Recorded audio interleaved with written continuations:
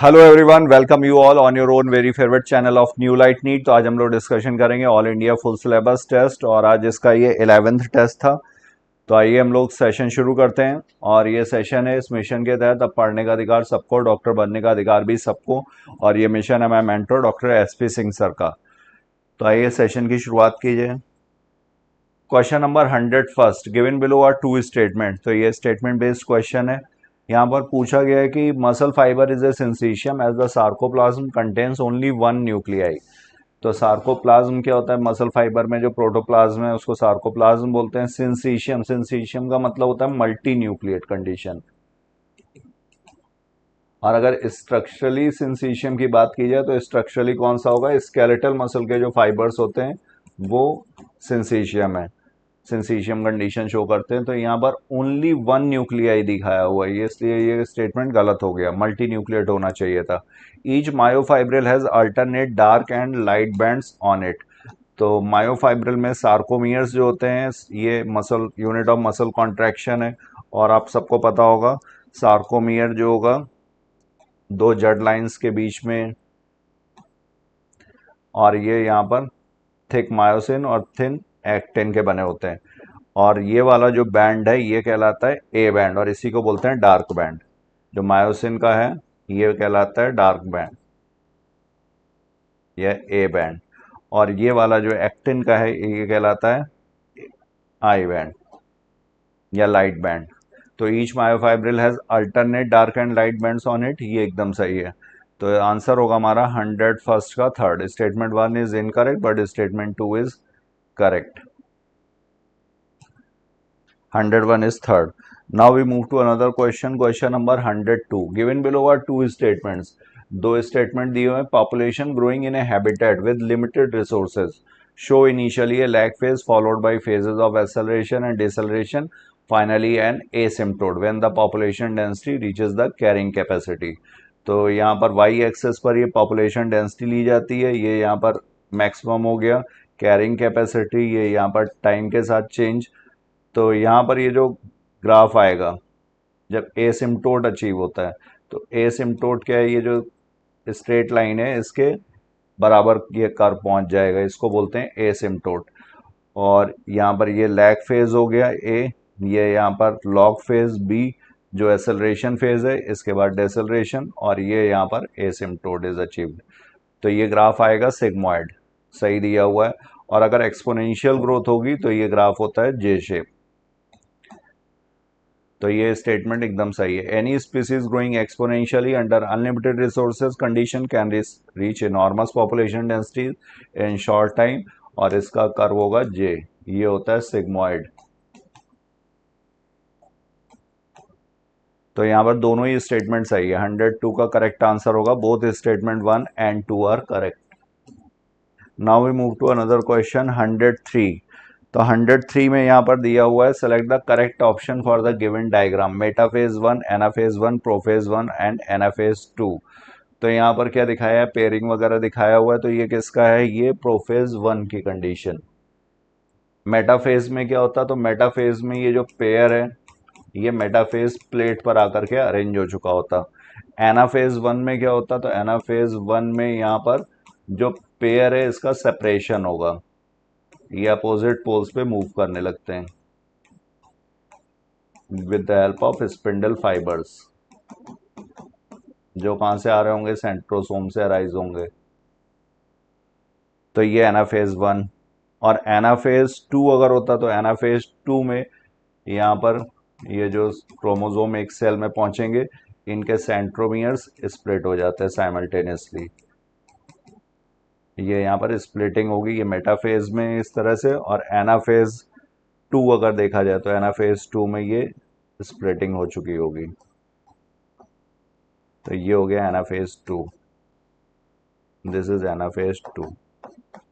तो यहाँ पर correct according to the diagram answer will be third. Now we move to another question 104। Select the correct match.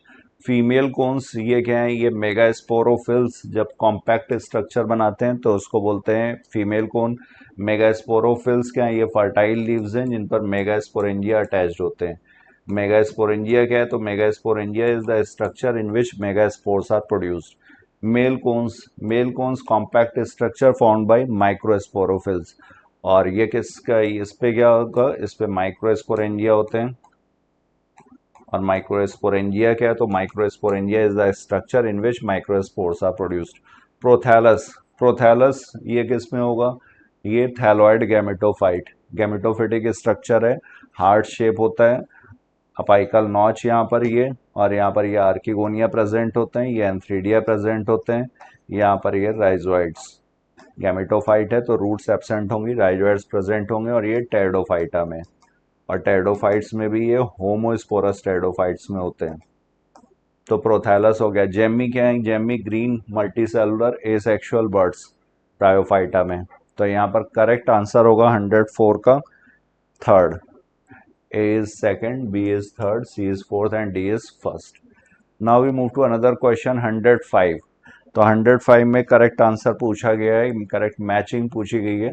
Coelom, coelom किस में present होगा? Monkey. तो monkey क्या है? ये ऑर्डर प्राइमेटा है इसका, क्लास मैमेलिया, और ये फाइलम कॉर्डेटा का मेंबर है। तो यहाँ पर सीलोम प्रेजेंट होगा। ए सीलोमेट्स कौन से होते हैं? प्लेटियलमिन्थीस के मेंबर, तो फैशियोला, लिवर फ्लूक जो है। सूडोसीलोम एस्केलमिन्थीस के मेंबर्स में वूचरेरिया, वूचरेरिया बैंक्रॉफ्टी और वूचरेरिया मेलेई दो स्पीसीज हैं, और ये किसके लिए? फाइलेरियासिस के लिए रिस्पॉन्सिबल है। डिप्लोब्लास्टिक, डिप्लोब्लास्टिक में दो जर्म लेयर्स होती हैं, और ये किस में होगा? गार्गोनिया। गार्गोनिया क्या है? सी फैन, सीलेंटेटा का मेंबर है। तो यहां पर करेक्ट आंसर 105 का fourth. A is third, B is first, C is fourth and D is second. Now we move to another question, question number 106। तो 106 में पूछा गया है इनकरेक्ट मैच। तो करोला, इसका यूनिट करोला पूरा वर्ल हो गया, ये इसका यूनिट होगा पेटल। तो यहाँ पे कलर्ड पेटल्स दिखाए गए हैं, सही है। एंड्रोशियम, इसका यूनिट होगा स्टमेन, और स्टमेन्स दिखाए गए हैं। ट्विस्टेड एस्टिवेशन, ट्विस्टेड एस्टिवेशन ये ट्विस्टेड नहीं है, ये कौन सा है? एम्ब्रिकेट। इसके दोनों मार्जिन सुपीरियर दिखाए गए हैं, और इसके दोनों मार्जिन इन्फीरियर दिखाए गए हैं। ओवरलैपिंग, ट्विस्टेड में ओवरलैपिंग प्रेजेंट होती है और एक डेफिनेट मैनर में होती है, और यहाँ पर इरेगुलर ओवरलैपिंग है, तो ये हो गया इम्ब्रिकेट एस्टिवेशन।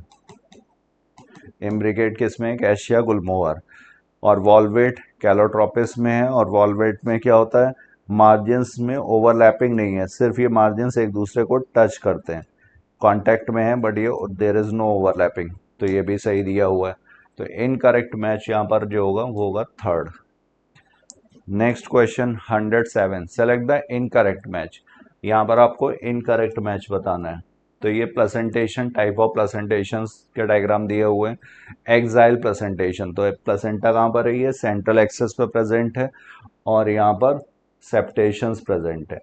तो ये हुआ एक्साइल प्रेजेंटेशन। एक्साइल प्रेजेंटेशन के एग्जांपल्स पूछे जाए तो चाइना रोज, टोमेटो, लेमन, ये जो होंगे इसके एग्जांपल्स हैं। फिर फ्री सेंट्रल प्रेजेंटेशन, एक्साइल और फ्री सेंट्रल में बेसिक डिफरेंस बस यही है कि यहाँ पर भी सेंट्रल एक्सेस पर होता है प्लेसेंटा, बस यहाँ पर ये पार्टीशंस नहीं होंगे, सेप्टेशंस जो होंगे वो एब्सेंट होंगे। इस तरह का अगर होता तो ये फ्री सेंट्रल होता। ये क्या है? ये पैराइटल प्रेजेंटेशन दिखाया गया। तो ये यहाँ पर इनकरेक्ट हो गया, आंसर होगा हमारा सेकंड। फ्री सेंट्रल प्रेजेंटेशन ये डायंथस और प्रिमरोज में। मार्जिनल मटर में बेसल प्रेजेंटेशन जो होगा सनफ्लावर और मैरीगोल्ड में। तो करेक्ट आंसर 107 का हो गया second. Now we move to another question 108, isolated and purified DNA can be precipitated by adding. तो अब आइसोलेटेड एंड प्यूरिफाइड डीएनए, तो इसको प्रेसिपिटेट करते हैं चिल्ड एथेनॉल से। चिल्ड एथेनॉल क्या करेगा? इसकी सॉल्युबिलिटी कम कर देता है, सॉल्युबिलिटी डीएनए की जो है वो डिक्रीज हो जाएगी, जिसकी वजह से ये प्रेसिपिटेट हो जाता है, और इसको फिर थ्रेड्स के फॉर्म में स्पूलिंग के द्वारा कलेक्ट कर लेते हैं, स्पूलिंग मेथड। ये स्पूलिंग क्या है? रीलिंग, जैसे रील पे धागा लपेटा जाता है उसी तरीके से इसको कलेक्ट कर लेते हैं। तो 108 is third. Now we move to another question. Question number 109. In Amazonian rainforest, what is the number of species of amphibia and mammals? तो यहाँ पर एम्फीबिया और मैमल्स की स्पीसीज जो हैं वो बराबर हैं 427 एंड 427. प्लांट्स यहाँ पर हैं 40,000. फिशेस जो हैं वो 3,000. बर्ड्स जो हैं 1,300. ये फिशेस हो गई, ये बर्ड्स हो गए. इनवर्टिब्रेट स्पीसीज टोटल है 1.25 लैक्स. तो यहाँ पर करेक्ट आंसर 109 का second. Next, the Nile perch introduced into Lake Victoria in East Africa led eventually to the extinction of an ecologically unique assemblage of more than 200 species of cichlid fish in the lake.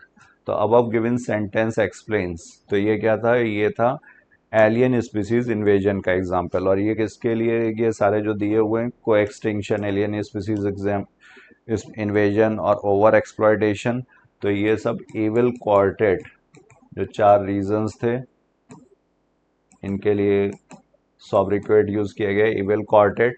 और ये इसमें सबसे important है, सबसे पहले वाला, habitat loss and fragmentation.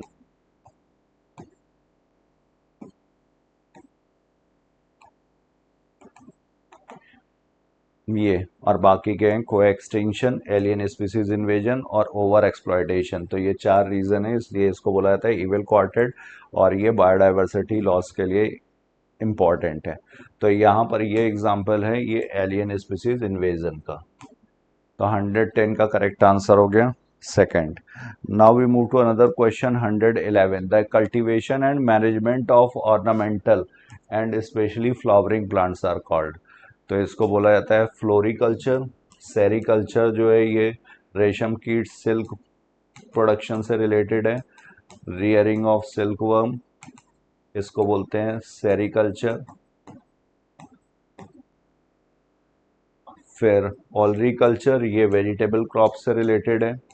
Science related with the vegetable crops, vegetable crops का production. और pisciculture, pisciculture is related with rearing of fishes. तो यहाँ पर 111 का करेक्ट आंसर होगा fourth. Now we move to another question. Question number 112. In which experiment bacteria was used. तो bacteria use किया गया था ग्रिफिथ्स के ट्रांसफॉर्मिंग प्रिंसिपल में भी. बायोकेमिकल नेचर पता करने के लिए ये एक्सपेरिमेंट्स किए गए थे. तो इसमें जो बैक्टीरिया यूज किया गया था Streptococcus pneumoniae.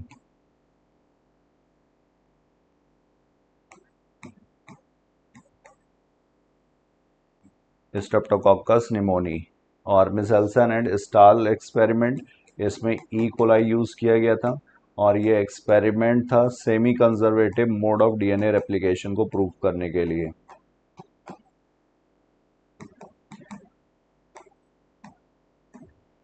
Semi conservative mode of DNA replication.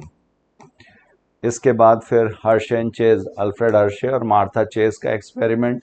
और ये किस लिए था? तो ये unequivocal proof that DNA is genetic material. इस एक्सपेरिमेंट के बाद ये निर्विवाद रूप से मान लिया गया था. और इसमें भी बैक्टीरिया यूज किया गया था, बैक्टीरियोफेज वायरस और बैक्टीरिया. तो ये इसका आंसर होगा ऑल. इन सभी में बैक्टीरिया यूज किया गया. 112 is fourth. Now we move to another question. Question number 113. 113 में देखें तो सेलेक्ट द करेक्ट मैच. यहाँ पर करेक्ट मैच पूछा गया है. पाइसिस, पाइसिस में क्या होगा? रोहू. Tetrapoda, Tetrapoda kangaroo. Agnatha, Agnatha मतलब सर्कुलर माउथ जो एब्सेंट. तो इसका मिक्जीन, हैगफिश या मिक्जीन. दूसरा मेंबर है पेट्रोमाइजोन और लेप्रे.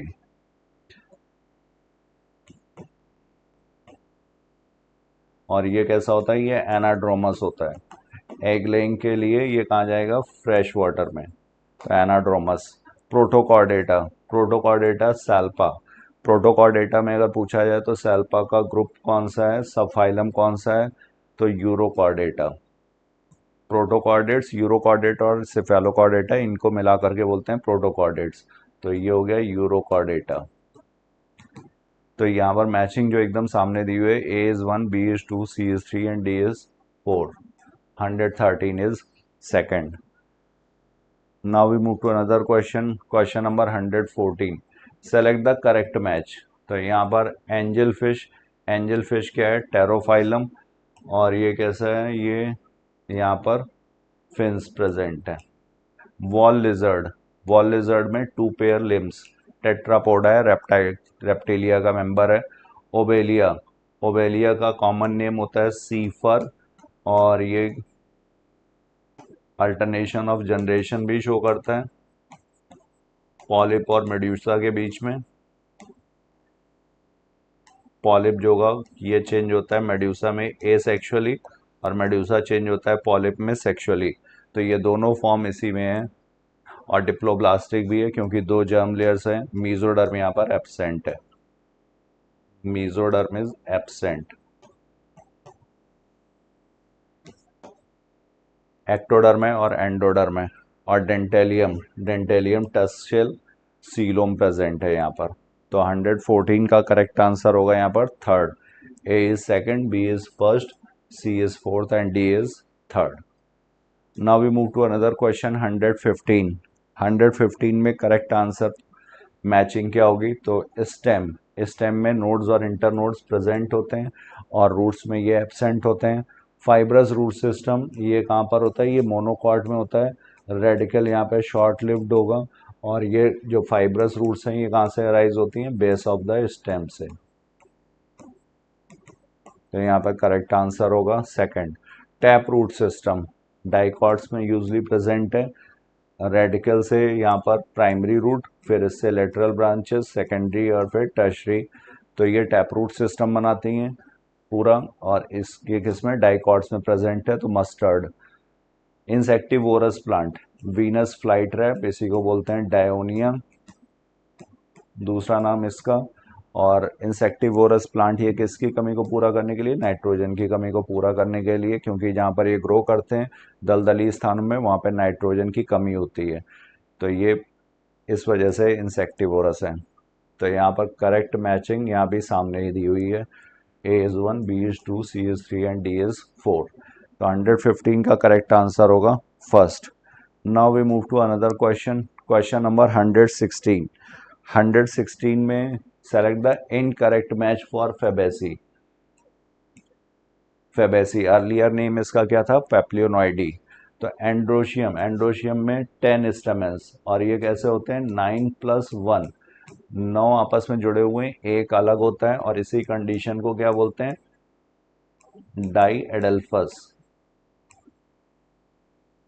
डाईएडल्फस कंडीशन।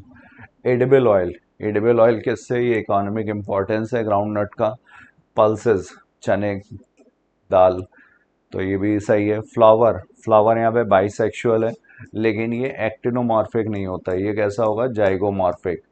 स्टैंडर्ड सबसे पीछे वाला पेटल, ये विंग्स हो गए, और ये कील और कराइना। तो इसको एक ही बार सिर्फ इक्वल पार्ट्स में डिवाइड कर सकते हैं। तो यहाँ पर इनकरेक्ट मैच होगा 116। Now we move to another question. Question number 117. Select the incorrect match for cockroach. यहाँ पर इनकरेक्ट मैच आपको बताना है कॉकरोच का। 6 हाईली काइटिनस प्लेट, ये टीथ यहाँ किस में प्रेजेंट है? तो ये गिजार्ड या प्रोवेंट्रिकुलस जिसको बोलते हैं, और ये किस में? ग्राइंडिंग में हेल्प करता है।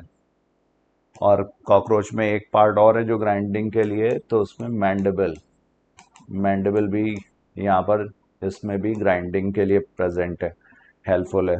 Entire foregut lined by cuticle, सही है। मिडगट मीजेंट्रॉन बोलते हैं, सही है।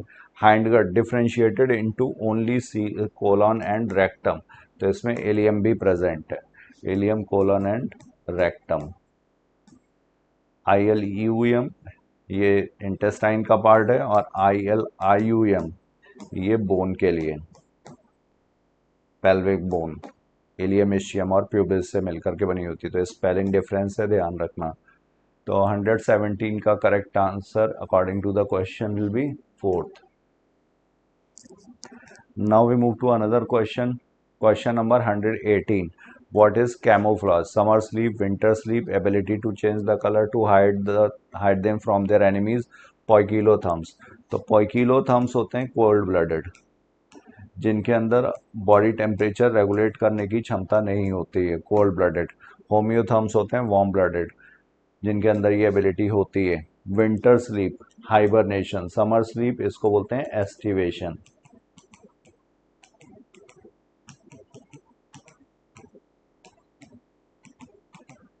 जब टेम्परेचर बहुत ज़्यादा कम हो जाता है तो भी ये स्लीप में चला जाएगा फ्रॉग, और समर स्लीप जब टेम्परेचर बहुत ज़्यादा होता है तब भी. तो ability to change the colour to hide them from their enemies, ये है कैमोफ्लॉज. कैमोफ्लॉज में क्या है, they merge with their surrounding. Surrounding जो बैकग्राउंड जैसा है वैसा ही ये दिखने लगते हैं कलर चेंजिंग एबिलिटी की वजह से. तो इसी को बोलते हैं कैमोफ्लॉज. तो 118 का करेक्ट आंसर यहाँ पर होगा third. Now we move to question number 119. Select the correct option for male cockroach. Male cockroach के लिए पूछा गया है. स्पर्मेथिका कोलेट्रियल ग्लैंड, ये किसमें है, ये फीमेल में, फीमेल रिप्रोडक्टिव ट्रैक्ट में. फैलोमियर फॉर्मेशन ऑफ ऊथिका, ऊथिका भी फॉर्म होता है फीमेल कॉकरोच के द्वारा, और एक बार में 9 से 10 ऊथिका, और each ootheca contains 16 fertilised eggs. तो फैलोमियर जो होते हैं ये एक्सटर्नल जेनाइटेलिया बनाते हैं, और ये मेल और फीमेल दोनों में प्रेजेंट हैं. तो यहाँ पर मेल कॉकरोच में फैलोमियर मेल कॉकरोच से रिलेटेड है. Right फैलोमियर, ventral फैलोमियर, lateral फैलोमियर. स्क्लेराइड से बनी हुई प्लेट्स होती हैं, एक्सटर्नल जेनाइटेलिया बनाती हैं, इन्हीं को बोलते हैं फैलोमियर्स. गोनैपोफाइसिस या फैलोमियर्स. तो यहाँ पर 119 का करेक्ट आंसर होगा third. Now we move to question number 120. Collagen fibre absent in. तो कोलेजन फाइबर किस में एब्सेंट होगा, आरबीसी, डब्ल्यूबीसी, प्लेटलेट्स. तो कनेक्टिव टिश्यू जो भी हैं उनके करेक्टरिस्टिक फीचर होता है कि इसमें सेल्स, फाइबर्स और मैट्रिक्स. सेल्स प्रेजेंट होती हैं, फाइबर्स प्रेजेंट हैं और मैट्रिक्स प्रेजेंट हैं. लेकिन एक कनेक्टिव टिश्यू है जिसमें फाइबर्स एब्सेंट हैं, और वो कनेक्टिव टिश्यू कौन सा है, ब्लड.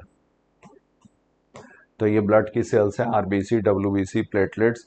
तो यहाँ पे करेक्ट आंसर होगा fourth. Now we move to another question. Question number 121. Which type of tissue is involve in functions like forming a diffusion boundary. तो डिफ्यूजन बाउंड्री हम लोगों को पता है, ये स्क्वैमस एपिथेलियम फ्लैट सेल्स की बनी होती हैं. बाउंड्री कैसी होगी, इर्रेगुलर होती है, और ये टाइल्स के जैसे फिट हो जाती हैं. तो इसी को बोलते हैं टेसिलेटेड या पेवमेंट एपिथेलियम बनाती हैं ये. और इसकी लोकेशन ध्यान रखनी है. तो स्क्वैमस एपिथेलियम की लोकेशन होती है, ये एल्वियोलस में प्रेजेंट है, ब्लड वेसल्स में है, और तीसरा जो इम्पोर्टेंट है जो ध्यान रखना है, Bowman's capsule, ball of Bowman's capsule.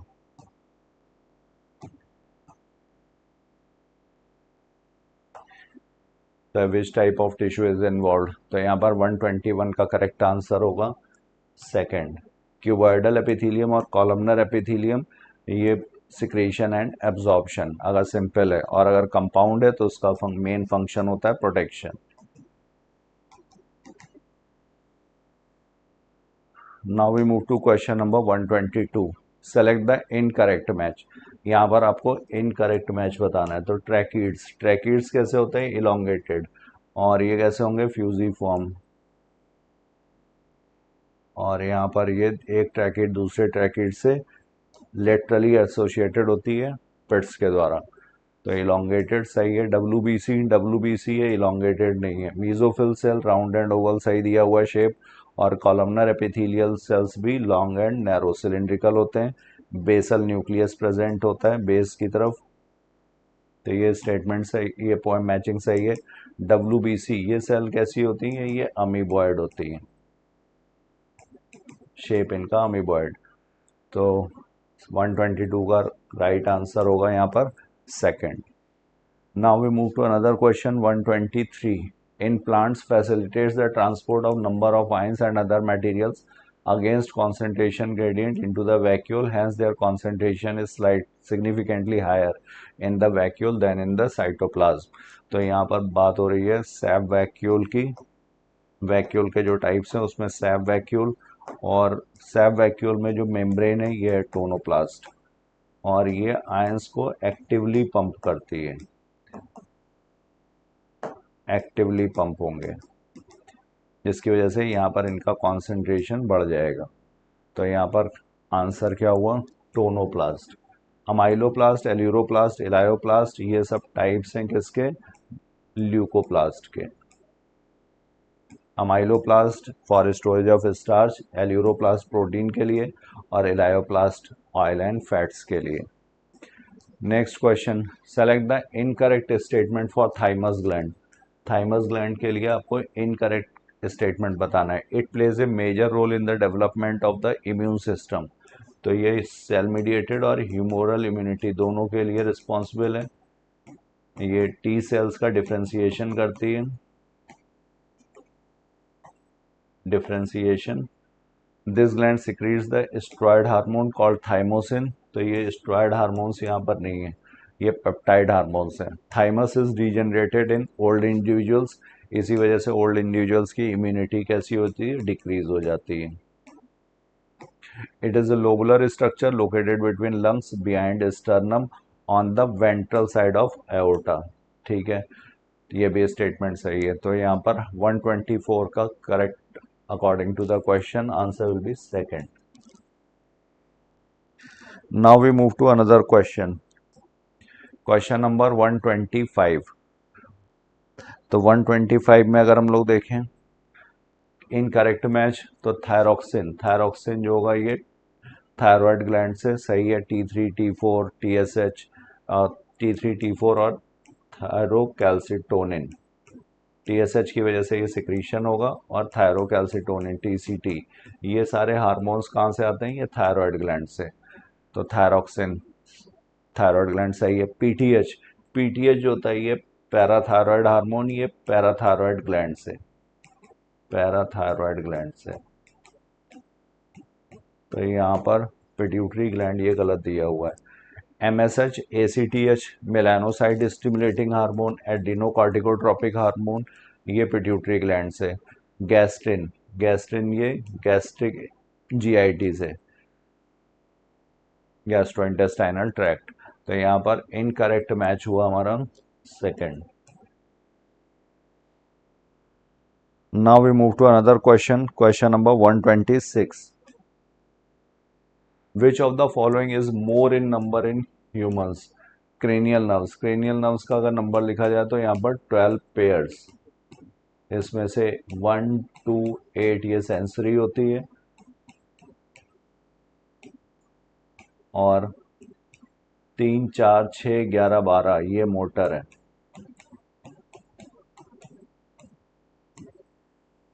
Motor और बाकी की mixed. Spinal nerves, spinal nerves जो होती हैं ये 31 पेयर्स हैं ह्यूमंस में, और ये सारी की सारी मिक्स्ड है। मिक्स्ड का मतलब सेंसरी और मोटर दोनों तरीके के fibres. Optic lobe, optic lobe 4, और सेरेब्रल हेमिस्फीयर, सेरेब्रल हेमिस्फीयर्स 2। तो मोर इन नंबर क्या हुआ, spinal nerves 31 pairs. Now we move to another question, question number 127. Select the incorrect match. यहाँ पर आपको इनकरेक्ट मैच बताना है। Single circulation, single circulation present है फिशेस में, सही है, इसी को बोलते हैं वेनस सर्कुलेशन। ब्लड एक ही बार आता है हार्ट में एक साइकिल में, कार्डियक साइकिल में। इनकम्प्लीट डबल सर्कुलेशन ये सिर्फ एम्फीबियंस में, और यहाँ पर एम्फीबियंस कंप्लीट डबल सर्कुलेशन ये बर्ड्स में, कंप्लीट डबल सर्कुलेशन मैमल्स में। इनकम्प्लीट डबल सर्कुलेशन तो ओनली एम्फीबियंस की वजह से यहाँ पर ये इनकरेक्ट। एम्फीबियंस में भी और रेप्टाइल्स में भी। रेप्टाइल्स में क्रोकोडाइल ग्रुप को अगर छोड़ दिया जाए, क्रोकोडाइल जो ग्रुप है इसमें 4 चैम्बर्ड हार्ट है, लाइक बर्ड्स एंड मैमल्स। तो ओनली एम्फीबियंस की वजह से गलत है, तो 127 का करेक्ट आंसर होगा second. Now we move to another question, select the incorrect match. यहाँ पर एलिमेंट परसेंट वेट दिया हुआ अर्थ क्रस्ट में और percentage weight of human body. तो कार्बन 0.03 अर्थ क्रस्ट में, ऑक्सीजन 46.6, कैल्शियम 3.6 एंड सिलिकॉन 27.7। और ह्यूमन बॉडी में यहाँ पर ऑक्सीजन सही है, कैल्शियम सही है, सिलिकॉन नेग्लिजिबल, ये यहाँ पर होगा 18.5। तो इनकरेक्ट मैच हो गया यहाँ पर first, 128 is first. Next, select the incorrect match. Glycine amino acid है, 2 कार्बन, तो ये सिंपलेस्ट अमाइनो एसिड है। अमाइनो एसिड में एक NH2 ग्रुप, एक यहाँ इस साइड होगा कार्बोक्सिलिक ग्रुप, और इधर ये NH2 ग्रुप, और यहाँ पर H और R जो वेरिएबल ग्रुप होता है, यहाँ पर हाइड्रोजन प्रेजेंट है, और इसकी वजह से ये कार्बन कैसा होता है, सिमेट्रिकल होता है, ऑप्टिकली इनएक्टिव होगा।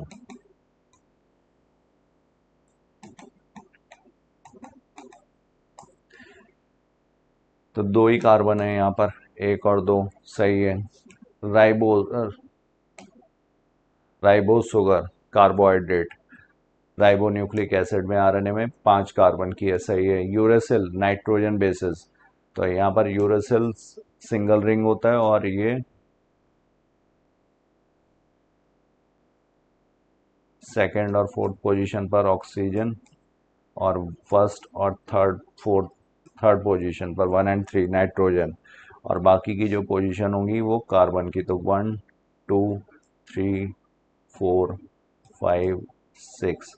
तो यहाँ पर सेकंड पोजीशन पर कार्बन है, फोर्थ पोजीशन पर कार्बन है, फिफ्थ पे और सिक्स्थ पे। तो यहाँ 4 कार्बन, 5 कार्बन यहाँ पे गलत दिया हुआ है, 4 कार्बन। इनकरेक्ट मैच पूछा गया था।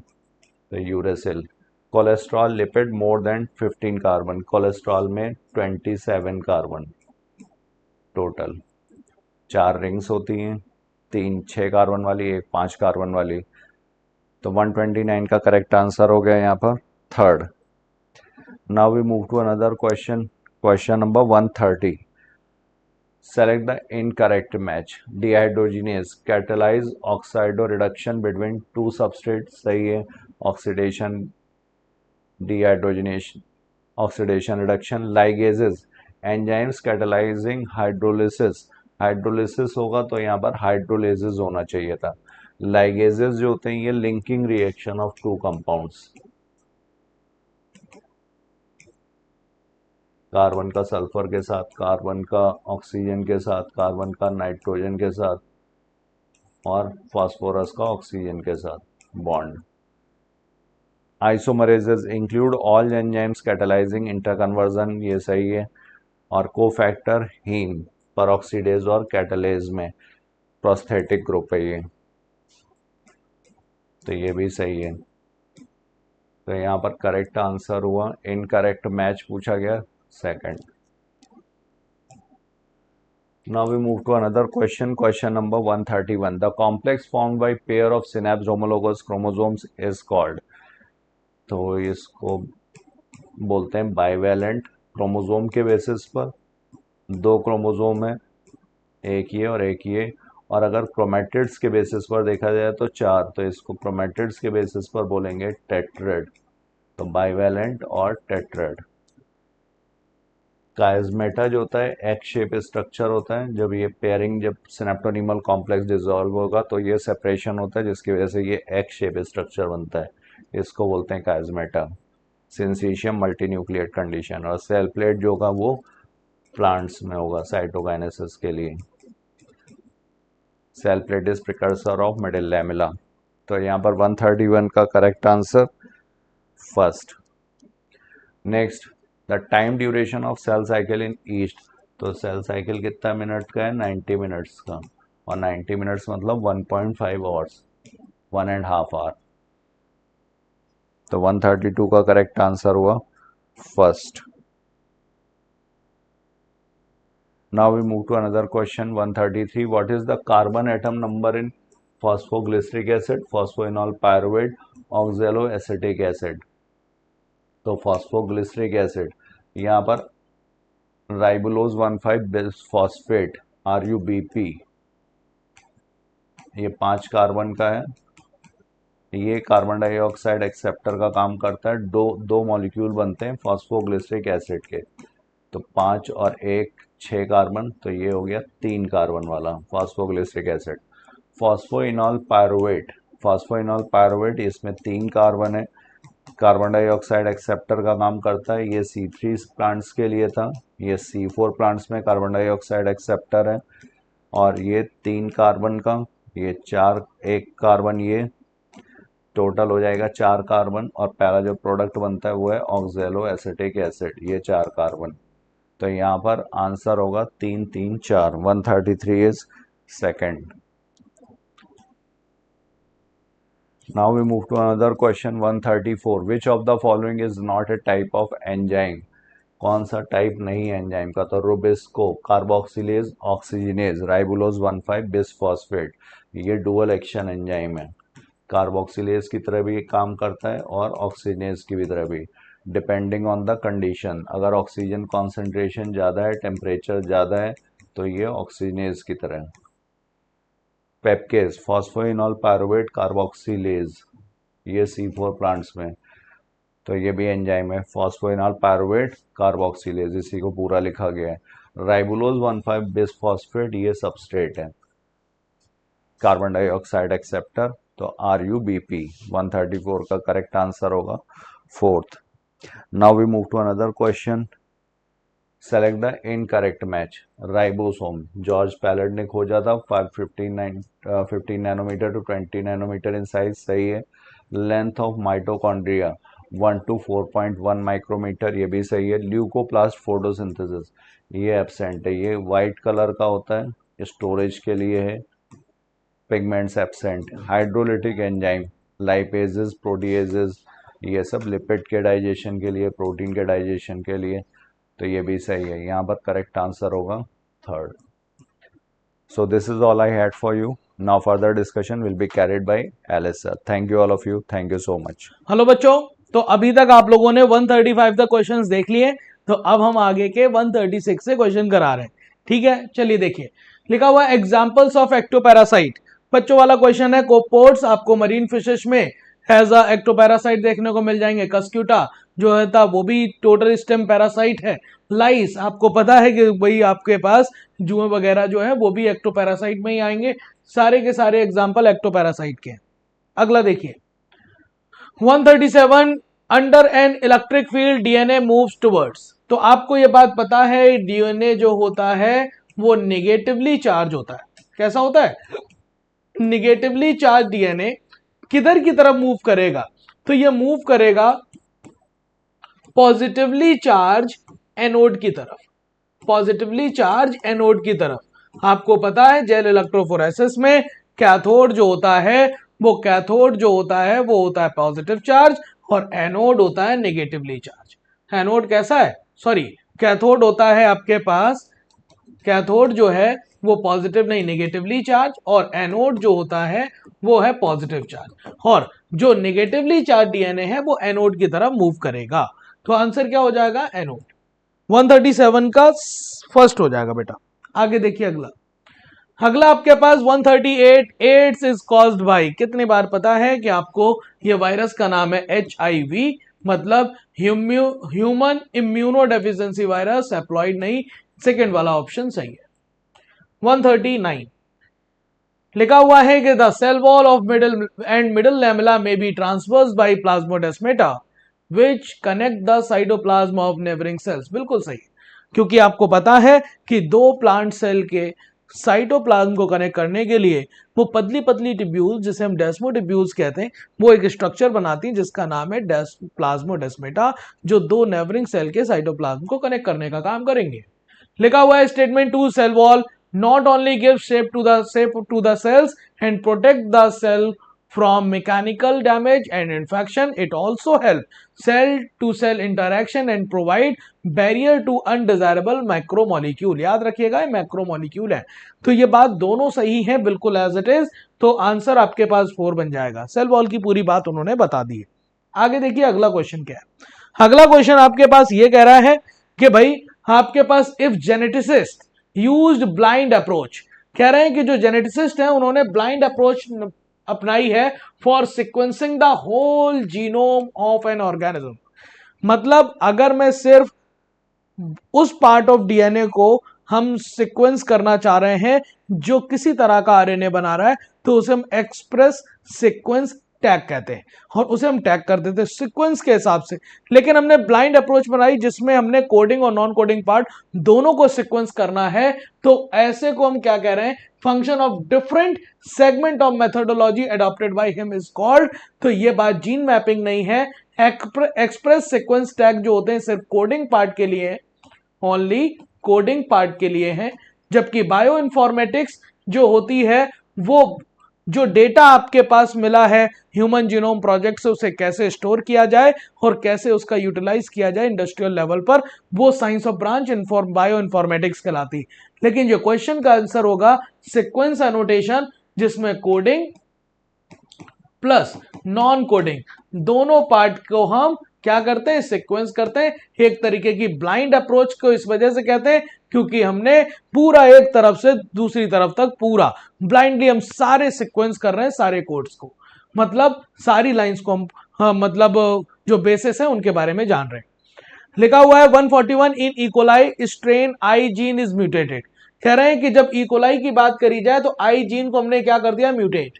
आई जीन मतलब रेगुलेटर जीन, जो कि आपके पास रेगुलेटर प्रोटीन बनाएगा, and it is product can not bind the inducer.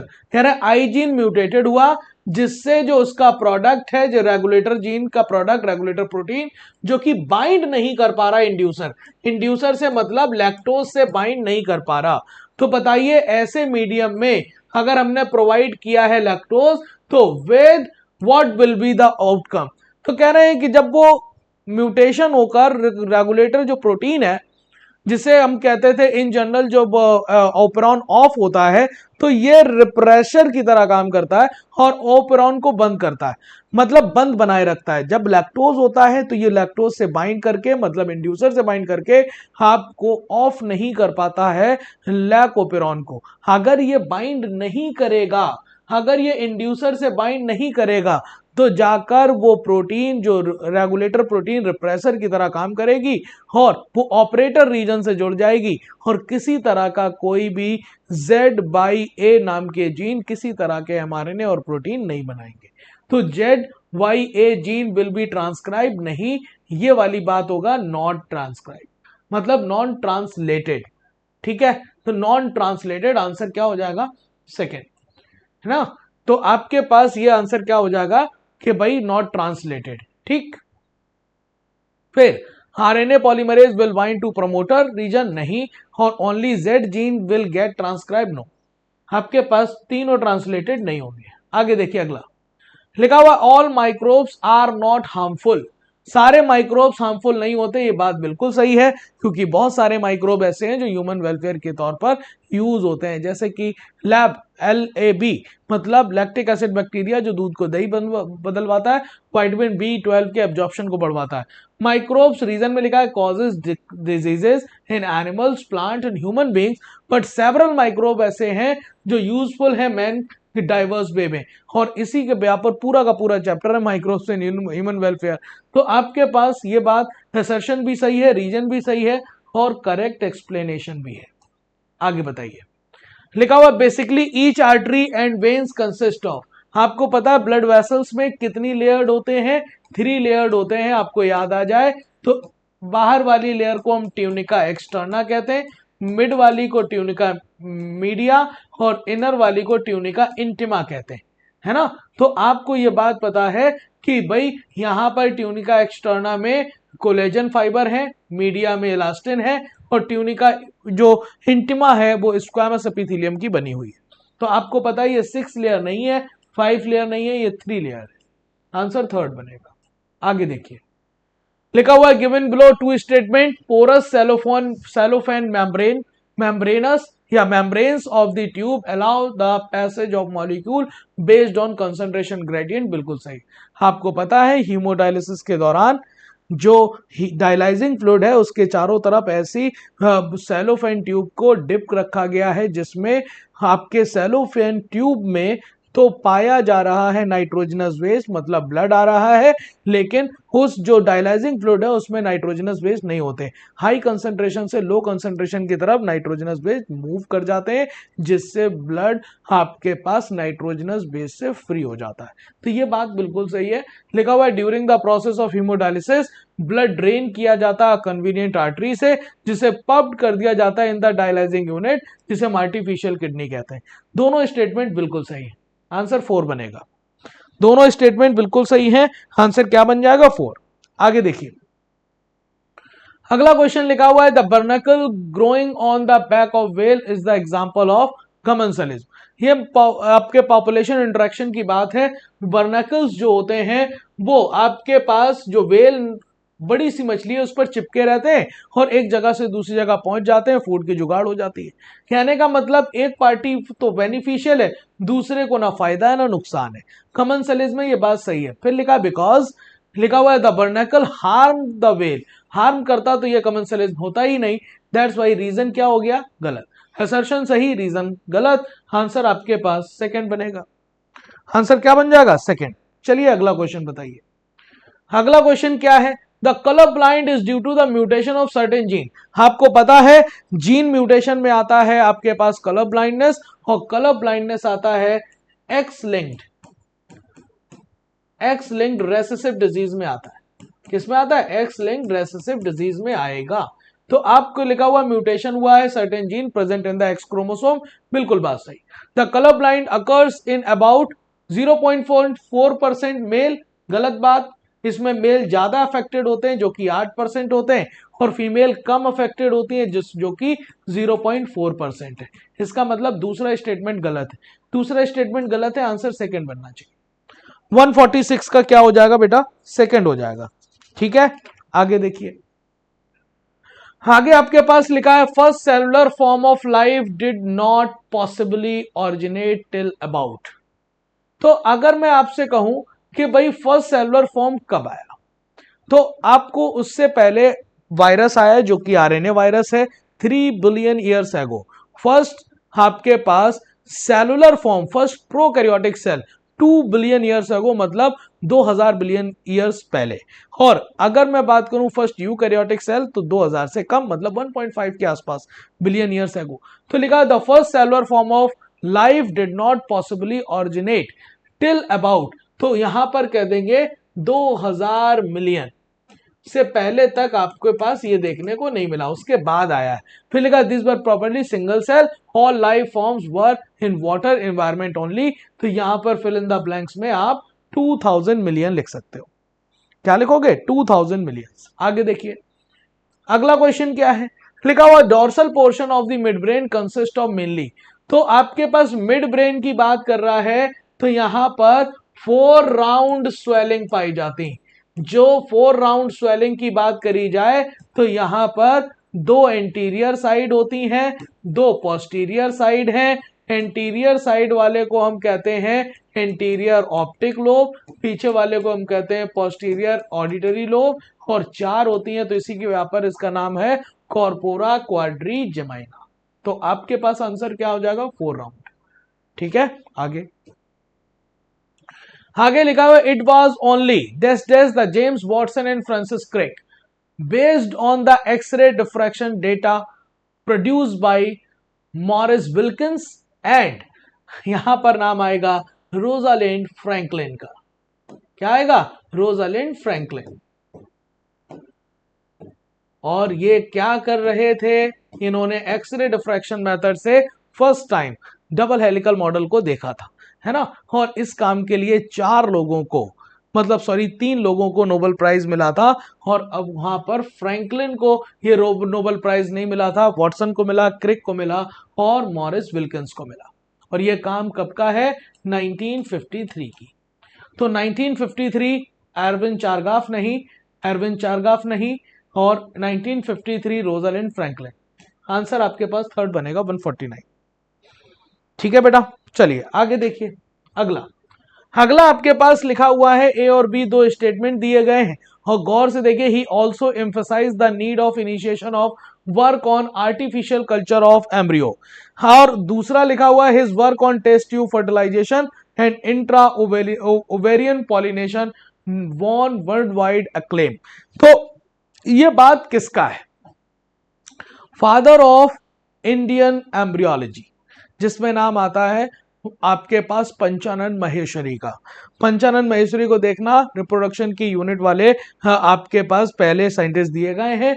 तो ये बात उन पंचानन महेश्वरी के लिए दोनों बातें सही हैं। और अगर पंचानन महेश्वरी की बात तुमसे की जाए तो इन्होंने test tube fertilization of angiosperm के लिए इन्हें जाना जाता है, जिससे नए हाइब्रिड प्लांट बनाने में हेल्प मिली। और उन प्लांट्स में ऐसा किया जिनमें नेचुरली क्रॉस ब्रीड नहीं किया जा सकता था। इन्होंने इमेच्योर एम्ब्रियो को आर्टिफिशियल कल्चर कराने पर भी एम्फसाइज किया, मतलब जोर दिया। तो ये बात ओनली ए वाली है आपके पास पंचानन महेश्वरी की, ये बात गलत है। ए और बी, ये जीएन रामाचंद्रन ने तो आपके पास दिया था रामाचंद्रन प्लॉट। रामाचंद्रन प्लॉट की बात है यहां पर, और रामाचंद्रन प्लॉट के बारे में आपको यहां पर सेकेंडरी स्ट्रक्चर ऑफ प्रोटीन की बात है। पंचानन महेश्वरी का ए और बी दोनों बातें हैं। रामदेव मिश्रा को हम कहते हैं वो आपका Indian ecologist, father of Indian ecology, है ना। तो आपके पास यहां पर बात की जाए तो थर्ड ऑप्शन सही है। आप गौर से इस बात का भी ध्यान रखना कि जो 10 साइंटिस्ट दिए हुए हैं 10 यूनिट में, उनको भी एक बार निगाह डाल के रखिएगा। इसी भी आप पर क्वेश्चन दे दिया जाता है ताकि आपको ध्यान रहे। पार्ट 2 में आपके पास देखिए 151 में क्या लिखा है? The structure which provide vascular connection between foetus and uterus is called. तो इस फीटस और आपके पास यूट्रस के बीच में जो वैस्कुलर कनेक्शन है उसे हम क्या नाम देते हैं? प्लेसेंटा। और इसी का एक्सटेंडेड रूप क्या कहलाता है? Umbilical cord. तो ये ओबी डक्ट नहीं है, फर्मेरी नहीं है, सर्विक्स नहीं है, ये प्लेसेंटा है। आगे लिखा हुआ है विच one of the following is odd. इसमें से ऑड कौन है? तो PST1, PBU1, PBU2 और CLA, ये सारे के सारे रेस्ट्रिक्शन एंडोन्यूक्लियस हैं, वो भी PBR 322 में। और वहां पर डीएनए जो है वो आपके पास रेस्ट्रिक्शन एंडोन्यूक्लियस नहीं है, इसी ब्याह पर ये ऑड है। ठीक है, आगे आप देखो एक डायग्राम दिया हुआ है जिसमें उसने रिप्रेजेंट किया है अर्थ प्लैनेट को और कहा at which point biodiversity are minimum. और आपको पता है जैसे जैसे इक्वेटर से पोल की तरफ जाते हैं तो बायोडायवर्सिटी क्या करती है? डिक्रीज करती। तो सबसे कम बायोडायवर्सिटी आपको कहां देखने को मिलेगी? पोल पर। तो ई वाले पॉइंट पर भी सबसे कम देखने को मिलेगी और एफ वाले पर। तो यहां पर एफ तो दिया नहीं, ई दिया हुआ है, तो पोलर रीजन में सबसे कम बायोडायवर्सिटी देखने को मिलेगी। आंसर सेकंड हो जाएगा। अगर एफ भी होता तो ही एंड एफ दोनों को लिख सकते थे। ये लाइन आपके पास है रेस्पिरेटरी सिस्टम से। Total volume of air accommodated in the lungs at the end of force inspiration. Force inspiration करने के बाद जितनी एयर है हमारे लंग्स में, उसी को हम कहते हैं टोटल लंग कैपेसिटी, जो कि होगी 5800 ml, जिसमें आपके पास टीबी भी होगा, जिसमें आपके पास IRV भी होगा, ERV भी होगा और RV भी होगा। ये सब जोड़ दोगे तो 5800 आ जाएगी। FRC आपको पता है, जिसमें आपके पास रेजिडुअल वॉल्यूम और प्लस आपके पास expiratory reserve volume, expiratory reserve volume को जोड़ दोगे तो ये आ जाएगी वैल्यू 2300 ml। वाइटल कैपेसिटी में रेजिडुअल वॉल्यूम को हटा दोगे, इसमें IRV को जोड़ लो, ERV को जोड़ लो और आपके पास टाइडल वॉल्यूम को जोड़ लो, वैल्यू आ जाएगी 4600। जबकि IC में इंटर आपके पास इंस्पायरेटरी कैपेसिटी में क्या क्या जोड़ोगे? तो इंस्पायरेटरी कैपेसिटी में आप टाइडल वॉल्यूम जोड़ दीजिए और IRV जोड़ दीजिए, मतलब इंस्पायरेटरी रिजर्व वॉल्यूम, तो ये वैल्यू हो जाएगी लगभग 3500 ml। ठीक है, मैक्सिमम वाली लेकर चल रहे हैं। तो आंसर आपके पास यहां पर क्या है? थर्ड हो जाएगा। आगे देखिए लिखा विच of the following is involve in oxidative decarboxylation. Oxidative decarboxylation किसका होता है? तो देखिए आपके पायरुविक एसिड जो है, पायरुविक एसिड से क्या बनाना है आपको? Acetyl coenzyme A. अब चूंकि acetyl coenzyme A 2 carbon compound है और पायरुविक एसिड 3, तो यहां से क्या हो जाएगा? CO2 निकल जाएगा। और इसी दौरान क्या होता है? 2H+ आयन भी निकलता है। और जब CO2 और 2H+ आयन दोनों एक साथ निकलेंगे तो इसी रिएक्शन को हम कहेंगे ऑक्सीडेटिव डीकार्बोक्सिलेशन। इसे हम कहने वाले हैं ऑक्सीडेटिव डीकार्बोक्सिलेशन। और इस रिएक्शन में अगर आपको याद आ जाए तो ये 2H को ले लेगा NAD और बनाएगा NADH2। तो इस दौरान NADH2 भी बनेगा और यहां पर एक एंजाइम होगा जिसका नाम होगा pyruvic acid dehydrogenase. Pyruvic acid dehydrogenase जो है वो यहां पर होने वाला है एंजाइम। ठीक है, तो आपको कह रहा है कि कौन कौन इन्वॉल्व है, तो एसिटाइल को एंजाइम है, NADH भी है, पायरुवेट भी है, आंसर ऑल हो जाएगा 155 का 4। आगे लिखा हुआ विच one of the following compound may be formed from pyruvic acid through fermentation.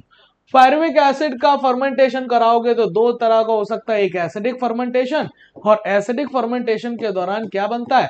Lactic acid बनेगा। क्या बनेगा? Lactic acid. अगर एल्कोहलिक फर्मेंटेशन हुआ तो आपके पास क्या बनेगा? एथिल अल्कोहल बनेगा। एथिल अल्कोहल बनता है तो CO2 भी बनता है, जबकि यहां पर लैक्टिक एसिड के साथ CO2 नहीं बनता। तो यहां पर लैक्टिक एसिड भी बन सकता है, एथेनॉल भी बन सकता है, एसिटाइल को एंजाइम में नहीं बनेगा। इस पर आंसर क्या हो जाएगा? 4।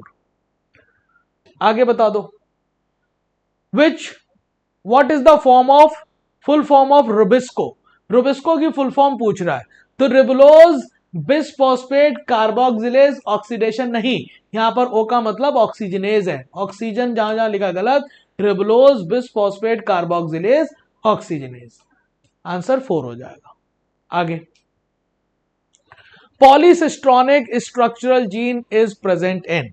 तो पॉलीसिस्ट्रॉनिक आपके पास जीन प्रेजेंट होते हैं प्रोकैरियोट्स में और मोनोसिस्ट्रॉनिक होते हैं यूकैरियोट्स में। तो पॉलीसिस्ट्रॉनिक जीन कहां प्रेजेंट होंगे? तो मोस्टली इन बैक्टीरिया, क्योंकि यही क्या है? प्रोकैरियोट है ना। जबकि प्रोटिस्टा, फंजाई और प्लांट्स ये यूकैरियोट है, और यूकैरियोट में पॉलीसिस्ट्रॉनिक ना होकर कैसे होते? मोनोसिस्ट्रॉनिक होते हैं। कैसे होते हैं बेटा? मोनोसिस्ट्रॉनिक।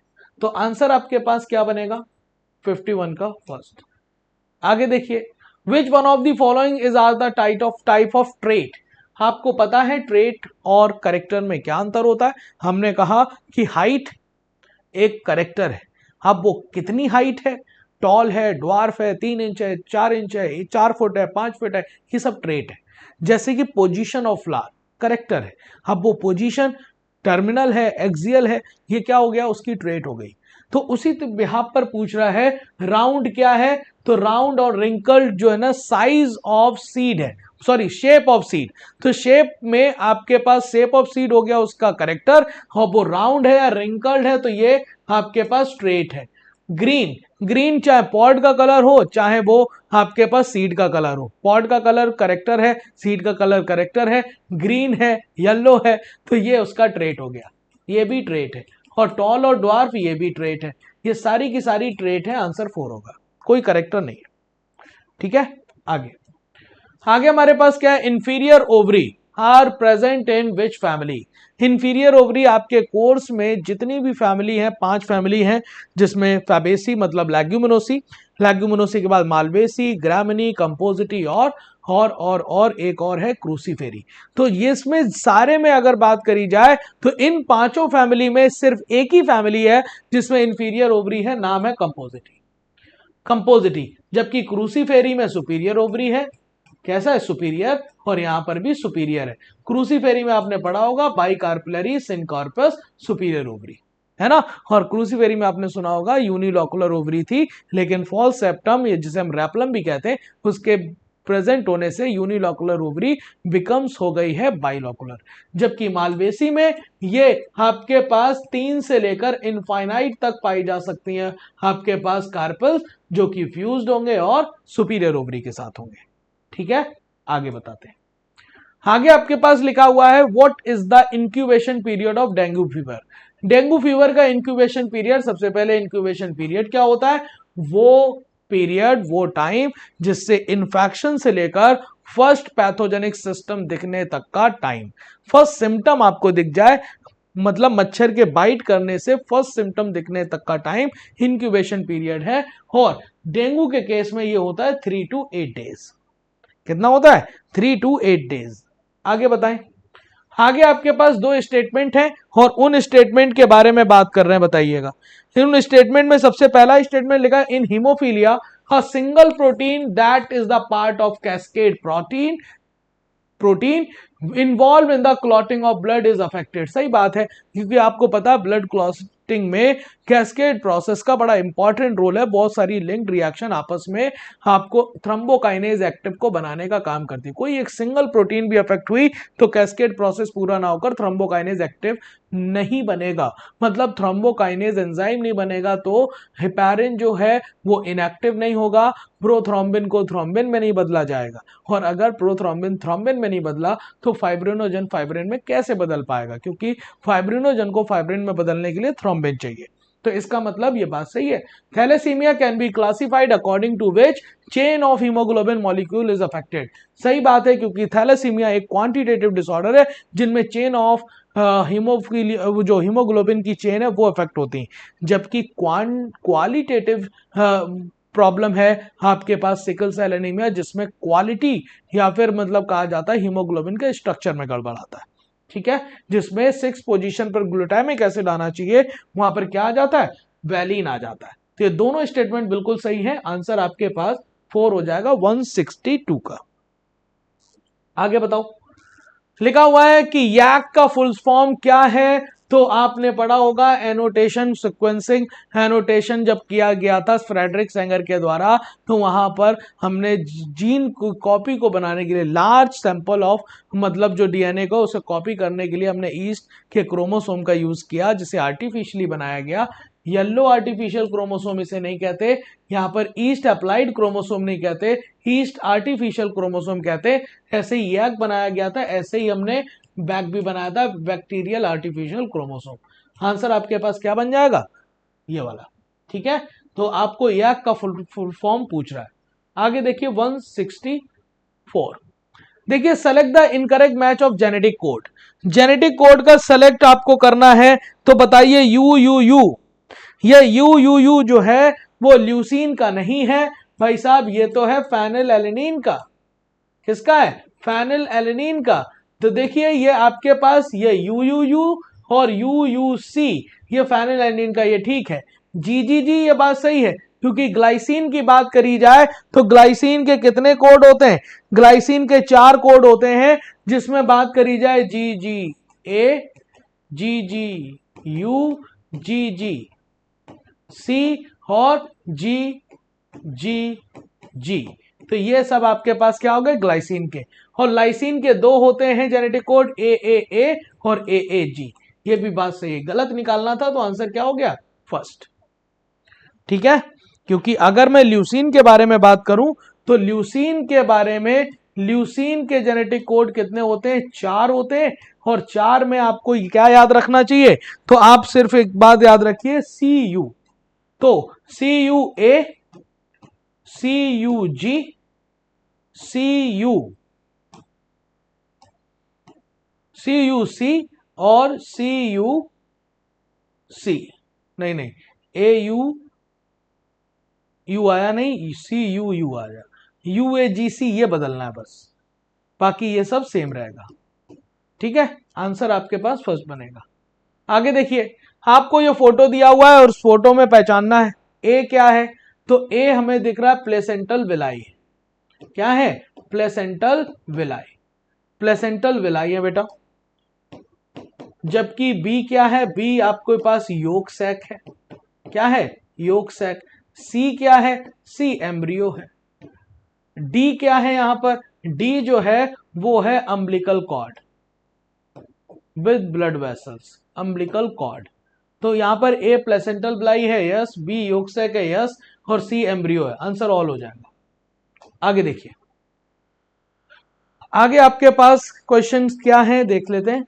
आगे क्वेश्चन क्या है, 166 क्वेश्चन आपके पास क्या कह रहा है, sometimes the change in allele frequency, कुछ जगह पर कुछ टाइम पर चीन की एलील की फ्रीक्वेंसी चेंज हो जाती है in the new sample of population that they become different species, the original drifted population becomes founder, the effect is called. यार सीधी सी बात है, किसी एक जगह पर रह रहे थे, कुछ स्पीसीज निकलकर उसने अलग अपनी मतलब निके को बना लिया, अपने आप का मॉडिफिकेशन, अपना जो एडॉप्टेशन है वो किया और नई स्पीसीज का फॉर्मेशन किया। इसी को मैं कह रहा हूं फाउंडर इफेक्ट।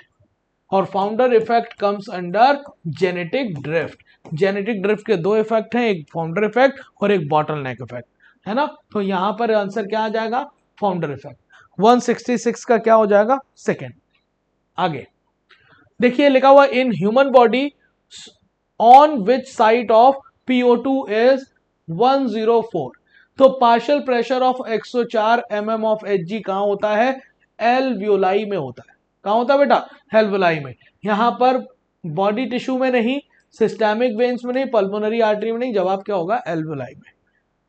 आगे देखें, आगे लिखा हुआ है कि इन इक्वेशन LT बराबर L0 प्लस RT, जिसमें R का मतलब क्या है बेटा, LT मतलब T टाइम के बाद लेंथ, टाइम 0 पर लेंथ, R का मतलब ग्रोथ रेट भी होता है और एलोंगेशन पर यूनिट टाइम, और T मतलब टाइम है ही। तो आपके पास ये कौन सी ग्रोथ है, अर्थमेटिक ग्रोथ की बात कर रहा है, और अर्थमेटिक ग्रोथ में R की वैल्यू, R है क्या, तो ग्रोथ रेट है और एलोंगेशन पर यूनिट टाइम। आगे लिखा हुआ है given below two statement both AIDS and hepatitis B infection are chronic. Chronic मतलब आपको तुरंत नहीं होता, टाइम लगता है, इन्फेक्शन एंड अल्टीमेटली फेटल है, बिल्कुल सही है। Both AIDS and hepatitis B can be transmitted through sexual contact और इन्फेक्टेड ब्लड, बिल्कुल दोनों बातें बिल्कुल सही है। आंसर आपके पास 4 बनेगा। आंसर क्या बन जाएगा, 4। और ये है आपका मेरा आखिरी क्वेश्चन। इसके बाद आपको बचे हुए क्वेश्चन को विक्रम सर डिस्कस करा देंगे, है ना। तो चलिए देखिए, लिखा हुआ है each F actin is polymer of monomeric G actin. बिल्कुल, क्योंकि ग्लोबुलर एक्टिन मतलब गोल गोल प्रोटीन से मिलकर आपके पास एक फाइब्रस एक्टिन बनती है। और उसके बाद अगर मैं आगे की बात करूं तो लिखा हुआ कॉम्प्लेक्स प्रोटीन, जहां पर मीरोमाइसिन is distributed at regular interval on the tropomyosin. यहां पर मीरोमाइसिन नहीं होना चाहिए, यहां पर होगा ट्रोपोनिन। क्या होगा, ट्रोपोनिन। और ये वाली बात गलत है, एक स्टेटमेंट सही दूसरा गलत, आंसर आपके पास सेकंड बन जाएगा। तो ये थे आपके पास मेरे 35 क्वेश्चंस, मेरे जो मुझे कराने थे। इसके बाद के क्वेश्चन आपको विक्रम सर करा देंगे। और हमें इजाजत दीजिए, आप पढ़ते रहिए, अपना ख्याल रखिए। और मतलब ये था FST 11, ऐसे ही आपके कई सारे FST होंगे जिन्हें आप अच्छे से देते रहिएगा। एक बार फाइनली आपको नीट का भी पेपर देना होगा 2025 में, वो भी FST ही होगा, ठीक है।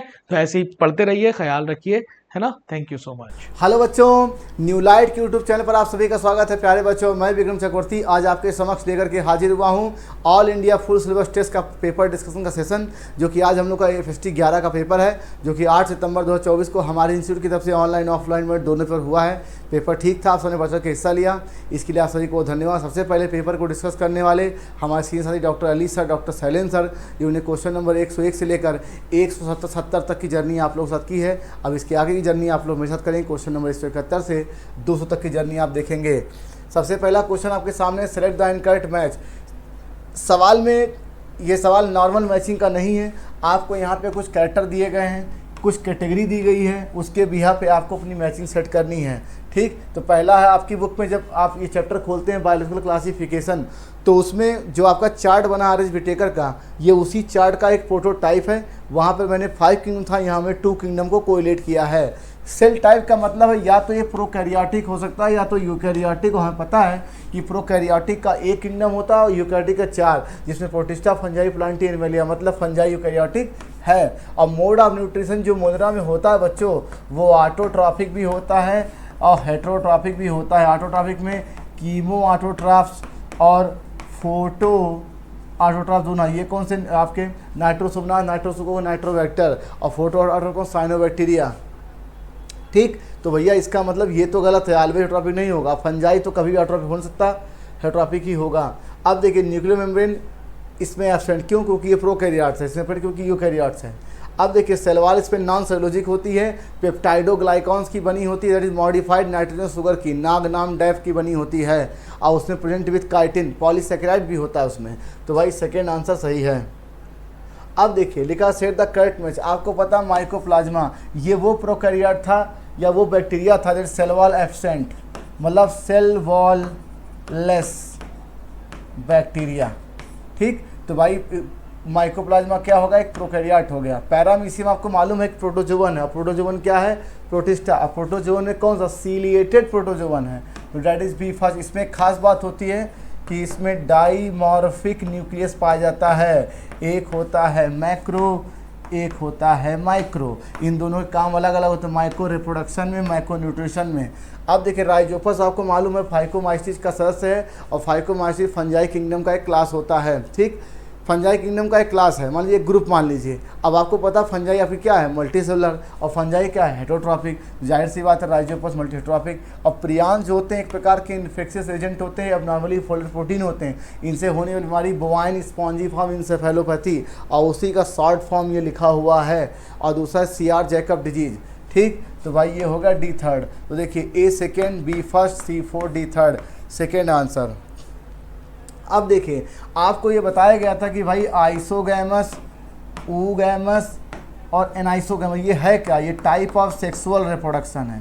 सेक्सुअल रिप्रोडक्शन में इस्तेमाल होने वाले मेल और फीमेल गैमेट का सेफ साइज किस तरह से है, साइज का सिमिलरिटी उसके भी यहाँ पर ये, अगर दोनों एक समान हो आइसोगैमस, दोनों समान हो, फ्लैजिला हो, मोटाइल हो तो आइसोगैमस मोटाइल, दोनों एक मेल मोटाइल हो, छोटा हो, फीमेल बड़ी हो, स्टैटिक हो तो गैमस, और दोनों डिसिमिलर साइज के हों तो क्या बोलेंगे? एनाइसोगैमस। तो आपकी किताब में एल्गी में कुछ एग्जाम्पल दिए गए हैं, तो यूडोरीना मतलब gamete dissimilar size anisogamous, that is A first. और यूलोथ्रिक्स में आइसोगैमस मोटाइल मतलब फ्लैजिला होता है गैमिट में, तो भाई ये सही है। स्पायरोगैमा नॉन फ्लैश बिल्कुल सही। और क्लोएला वो एल्गी था, एक प्रकार का गिन एल्गी है, यूनिसेलुलर है, और 5 किंगडम क्लासिफिकेशन के अकॉर्डिंग ये प्रोटिस्टा में रखा गया है। इसकी खास बात है कि इसमें प्रोटीन से रिच होता है, और जो स्पेस ट्रेवलर होते हैं उनके लिए फूड की तरह काम करता है, दैट इज D फोर्थ। तो भाई देखिए A first, B second, C third, D fourth, first answer.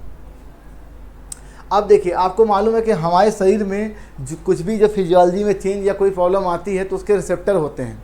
ठीक है, तो ऐसे ही हमारी बॉडी में कोई आयनिक फ्लूइड या फ्लूइड का जब चेंज होता है तो उसके रिसेप्टर होता है ऑस्मोसेप्टर, और ऑस्मोसेप्टर तभी एक्टिव होता है जब change in blood volume, body fluid volume ionic का चेंज होगा ऑस्मोसेप्टर।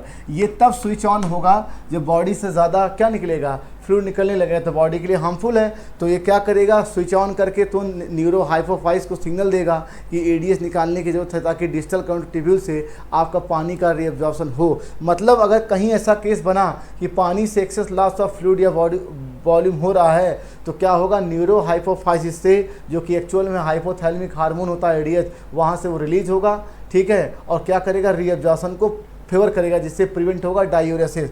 तो लिखा कि excess loss of fluid from the body can activate osmoreceptor which stimulate the hypothalamus to suppress, नहीं टू स्टिमुलेट ADS। मैंने पहले कहा बॉडी में जो कुछ भी होगा कुछ इस तरीके से कि बॉडी का लॉस, अपना लॉस कभी नहीं चाहेगी बॉडी, इसलिए पानी का लॉस होने के लिए ADS का स्टिमुलेट होना ज़रूरी है। तो भाई ये गलत है, तो पहला सही है, दूसरा गलत है, सेकेंड आंसर। अब देखिए आपको मालूम है कि जब आप क्लासिफिकेशन करते हो, कोई एनिमल है कोई प्लांट है, तो आपकी सबसे जो लोएस्ट कैटेगरी होती है वो स्पीसीज ही होती है। ये बुक की लाइन थी कि कोई भी ऑर्गेनिज्म हो, चाहे प्लांट किंगडम हो, एनिमल किंगडम हो, जो उसकी लोएस्ट कैटेगरी होती है वो स्पीसीज। और जब ग्रुप ऑफ स्पीसीज बनता है तो जीनस, और जीनस के बाद क्या आती है सर? फैमिली, फैमिली के बाद क्या आता है? ऑर्डर, ऑर्डर के बाद क्लास, क्लास के बाद फाइलम या डिवीजन, उसके बाद किंगडम। सबसे बड़ी कैटेगरी किंगडम होती है, सेकेंड आंसर। अब देखिए पी प्लांट में आपको मालूम है कि समय समय पर टेस्ट क्लास की डिफिनेशन बदलती गई, लेकिन आज जो टेस्ट क्लास की एक्चुअल डिफिनेशन वो ये है कि भाई आप किसी भी कैरेक्टर को लो, ठीक है, किसी भी कैरेक्टर को लो तो दो तरीके से होंगे, या तो वो होमोजाइगस होगा या तो हेट्रोजाइगस होगा, यही केस हो सकते हैं, ठीक। या हम फ्लावर ले लें W1 स्मॉल w, तो हेट्रोजाइगस डोमिनेंट का भाई ये दोनों ही आपके फिनोटाइप सेम है, ठीक है, ये येलो है, टाल है, ये वायलेट कलर है, ठीक। लेकिन हम इसे पिकअप करेंगे क्या, हेट्रोजाइगस डोमिनेंट का उसी के होमोजाइगस रिसेसिव से क्रॉस कराने पर जो हमें कैरेक्टर मिलता है, ठीक है, उसी को बोलते हैं टेस्ट क्लास। और टेस्ट क्लास में रेशियो 50-50 का आता है, मतलब चाहे इतना कर दें आप वैसा देखिए 50-50 आना चाहिए, और इसे हम करके भी देख सकते हैं। यहाँ पे क्वेश्चन में कहा जा रहा है कि भाई हेट्रोजाइगस डोमिनेंट येलो सीड्स है, तो येलो सीड्स के लिए यही दो कॉम्बिनेशंस हो सकते हैं, ठीक, ये भी येलो ये भी येलो, और कह रहे हैं कि हेट्रोजाइगस मतलब हमने ये वाला पिकअप किया है सर, और इसका गैमीट कैसे बनेगा, या तो ये बनेगा। और ग्रीन सीड के लिए केवल यही एक पॉसिबिलिटी है, इसको करके देख लेते हैं सर, ठीक। और इतना तो आप भी जानते हो कि जब होमोजाइगस रिसेसिव होगा तो ये ग्रीन सीड ये ग्रीन सीड ये येलो मतलब 50-50 का रेशियो आता है। और आपकी बुक में जो टेस्ट क्लास का बना हुआ है वो कुछ इस तरीके से बना हुआ है, कैपिटल W स्मॉल स्मॉल, ये वायलेट कलर है, तो भाई ये तो वायलेट हो गया और ये वाइट कलर है, ठीक। तो capital W capital W small और स्मॉल, तो ये वायलेट कलर है, ये वाइट है, यही है 50-50 का ratio test class, that is first answer.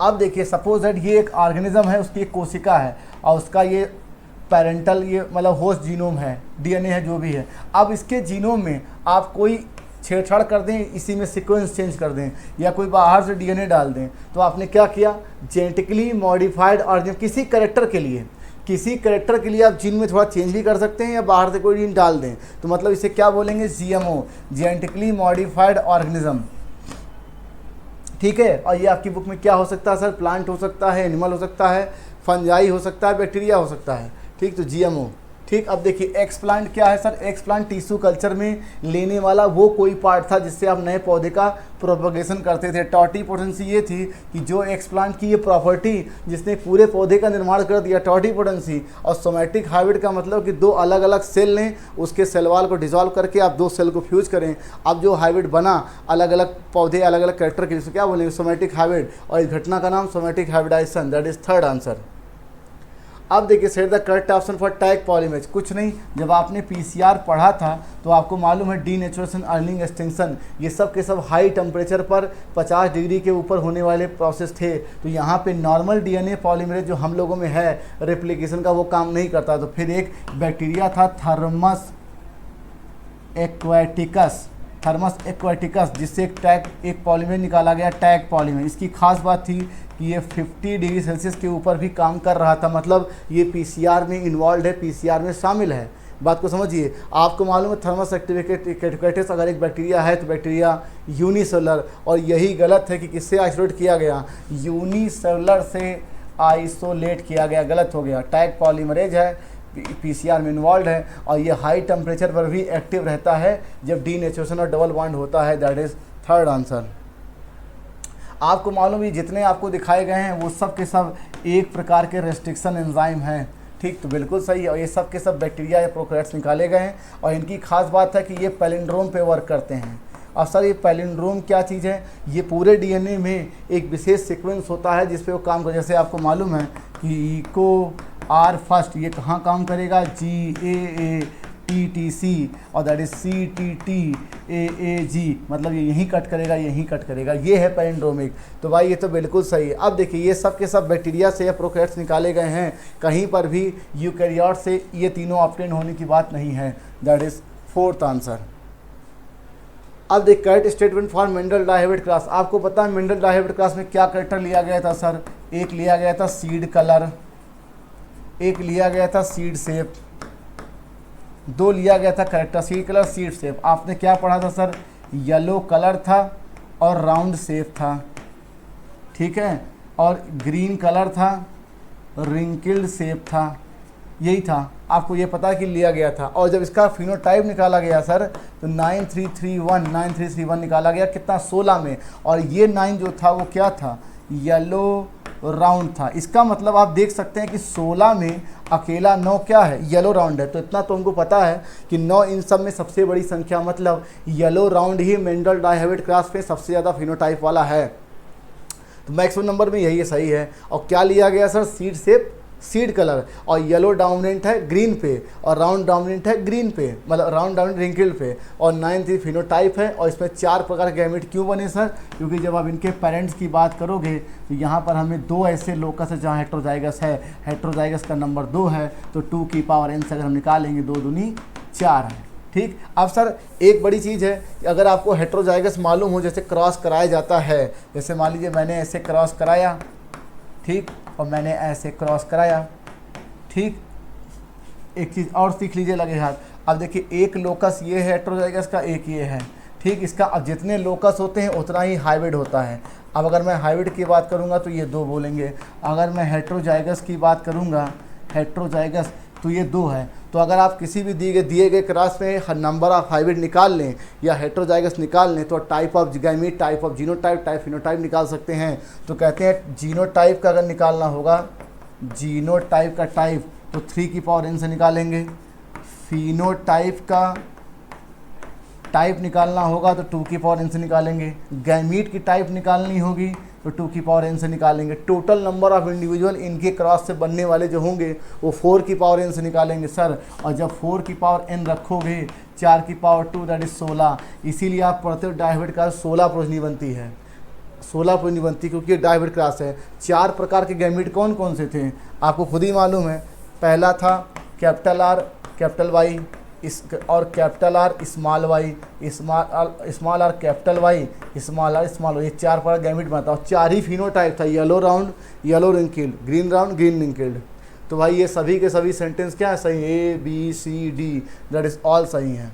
ठीक। तो 4 प्रकार गैमीट बना। Phenotype ratio 9331, seed shape, seed colour, ह्यूर ऑन मैक्सिमम ऑल। अब देखिए सर द कट, आपको मालूम है कि जब आप हार्डी वेनबर्ग, एक साइंटिस्ट थे हार्डी वेनबर्ग, इक्विलिब्रियम की बात कर रहे तो उन्होंने इक्वेशन दी थी P + Q, इसका होल स्क्वायर दैट इज 1। तो इन्होंने कहा sir P² + Q² + 2PQ that is 1। ठीक। तो ये क्या गलत लिखा है सर इसका, और ये बाइनोमियल एक्सपेंशन किसका होता है, P + Q² का, तो ये गलत लिखा है भाई। ठीक। और पहला मैमल जो था वो सिल्व की तरह था। और आपको मालूम है कि जब होमो इरेक्टस की कैन कैपेसिटी आप देखोगे तो 900 से लगभग 1075 के आसपास, और होमो हेवेलिस की 650 से 800, तो ये ज़्यादा है। तो लेसर नहीं सर, ये तो ग्रेटर जाएगा, तो ये तो गलत हो गया। और आपको मालूम था कि टायरेनोरेक्स वो प्रकार का डायनासोर था जो बहुत ही भड़कीला, बहुत ही डेंजर टाइप का दिखने वाला था। ठीक है। और इसकी हाइट लगभग 200 नहीं भाई 20 फीट थी, आपकी बुक में 20 फीट दिया है। तो दैट इज सेकेंड आंसर। अब देखिए आपको मालूम है कि जब डार्विन इवोल्यूशन की प्रॉपर स्टडी करने के लिए अलग अलग जगहों पे जाने लगे, ठीक है, तो वो 4 से 5 साल, कई सालों तक वो अलग अलग देशों की यात्रा की थी। उन्होंने जिस चीज़ से यात्रा की थी, जिस ट्रांसपोर्टेशन का इस्तेमाल किया, वो एक समुद्री जहाज़ था। उस समुद्री जहाज़ का नाम HMS बीगल था। तो अगर मैं कहूँ कि HMS बीगल क्या है, एक सेल शिप है। ठीक है, सेल शिप है भाई, थर्ड आंसर। अब देखिए set the correct statement for permanent tissue. आपसे कहा गया था कि जब सीड का आपकी जर्मिनेशन होता है तो नीचे root apical meristem, shoot apical meristem बढ़ता है। और जब ये पहली बार डिफरेंशिएट होता है, डिफरेंशिएट होता है तो परमानेंट टिश्यू बनाता है, परमानेंट टिश्यू बनाता है, परमानेंट टिश्यू बनाता है। तो भाई उसके एग्जाम्पल एक होता है सिंपल, एक होता है कॉम्प्लेक्स। सिंपल और कॉम्प्लेक्स टाइप का टिश्यू बनाता है। और सिंपल में 3 पैरेन्काइमा, कोनकाइमा, स्किनकाइमा। पैरेन्काइमा, कोनकाइमा लिविंग है, स्किनकाइमा नॉन लिविंग है। और कॉम्प्लेक्स की बात करेंगे जाइलम फ्लोएम, जाइलम के 4 कंपोनेंट, फ्लोएम के 4 कंपोनेंट। जाइलम कंपोनेंट होता है ट्रैकिड वेसल्स फाइबर पैरेन्काइमा, और फ्लोएम को सीव ट्यूब एलिमेंट कंपेनिसल और sieve tube element companion cell fibre parenchyma. तो इसका मतलब जाइलम के भी 4 कंपोनेंट हैं, फ्लोएम के भी 4 कंपोनेंट। ये बिल्कुल गलत है, कि सर जाइलम के 3 कंपोनेंट है। पहली बात, कौन का पैरेन्काइमा लिविंग होती है, नॉन लिविंग नहीं होती है। और परमानेंट टिश्यू में भी सिंपल कॉम्प्लेक्स, क्यों सिंपल, कौन का पैरेन्काइमा स्किनकाइमा, और कॉम्प्लेक्स में जाइलम फ्लोएम। बिल्कुल सही सर, पहला ही सेंटेंस सही है। अब देखिए set the correct for vascular tissue system. आपको बताया गया था कि जब टिश्यू सिस्टम का क्लासिफिकेशन किया गया था स्ट्रक्चर एंड लोकेशन के बेस पर, ठीक है, तो 3 प्रकार से, एपिडर्मल, वेस्कुलर और ग्राउंड टिश्यू सिस्टम। तो वेस्कुलर टिश्यू सिस्टम में जाइलम फ्लोएम आते थे, आपको पता है, वेस्कुलर बंडल आता था। तो अब कॉम्प्लेक्स टिश्यू जाइलम फ्लोएम है, ये बात सही है। और dicot stem vascular bundle open है। क्यों ओपन है? क्योंकि सर वहाँ पे तो कैम्बियम होता है। और जो अब ये जो वेस्कुलर बंडल होते हैं 2 प्रकार के, एक होता है रेडियल और एक होता है कंजॉइंट। ठीक, रेडियल कंजॉइंट, रेडियल होता है रूट में, ठीक है, और कंजॉइंट किस में होता है? लीफ में, लीफ में और स्टेम में। तो जाहिर सी बात है कंजॉइंट वेस्कुलर बंडल स्टेम और लीफ में होता है। तो ये तीनों सेंटेंस सही है भाई, 4th आंसर। ठीक है, तो मैं कह रहा हूँ वेस्कुलर टिश्यू सिस्टम में ये बने होते जाइलम फ्लोएम के, और जाइलम कंपोनेंट मैंने आपको बता ही दिए। और वेस्कुलर बंडल ओपन होगा अगर कैम्बियम होगा, मोनोकाट में क्लोज होता है। और वेस्कुलर बंडल कंजॉइंट मतलब सेम रेडियस पे। अब सारे कंजॉइंट क्या चीज़ है, आपकी बुक में डायग्राम देखिए ऐसे बना हुआ है, तो आप देखेंगे कि ये आपका ये फ्लोएम है, ये जाइलम है, तो एक ही रेडियस पे है। और रूट में आपने देखा था कि ये जाइलम, ये फ्लोएम थी, अलग अलग रेडियस पे था। ये सही भाई, 4th आंसर। से द कर्व फॉर पीजीआर। और सर जब आप पीजीआर की बात करते हो तो प्लांट ग्रोथ रेगुलेटर, तो ये रेगुलेटर जो होते हैं प्रोमोटर भी हो सकता है, प्रोमोटर, और ये इनहिबिटर भी हो सकता है। और प्रोमोटर में आपने पढ़ा ही था क्या चीज़, ऑक्सिन, जिबेलिन, साइटोकाइनिन। और इनहिबिटर में क्या है, इथाइलिन और एफसीसिक एसिड। जो इथाइलिन है वो दोनों काम करता है, प्रोमोटर का भी और इनहिबिटर का भी, लेकिन उसका मेजॉरिटी ऑफ फंक्शन जो इनहिबिटर है, इसीलिए हम उसे ग्रोथ इनहिबिटिव सब्सटेंस के रूप में नॉर्मली पढ़ते हैं। तो सर प्रोमोटर जो होंगे, ये प्रोमोटर इसमें दोनों होगा। अब देखिए जब ऑक्सिन की आप बात कर रहे थे, ऑक्सिन, तो सर ये तो एक तो नेचुरल था, और दूसरा क्या था, सिंथेटिक। और नेचुरल में IBA, IAA, NAA, 2,4,D।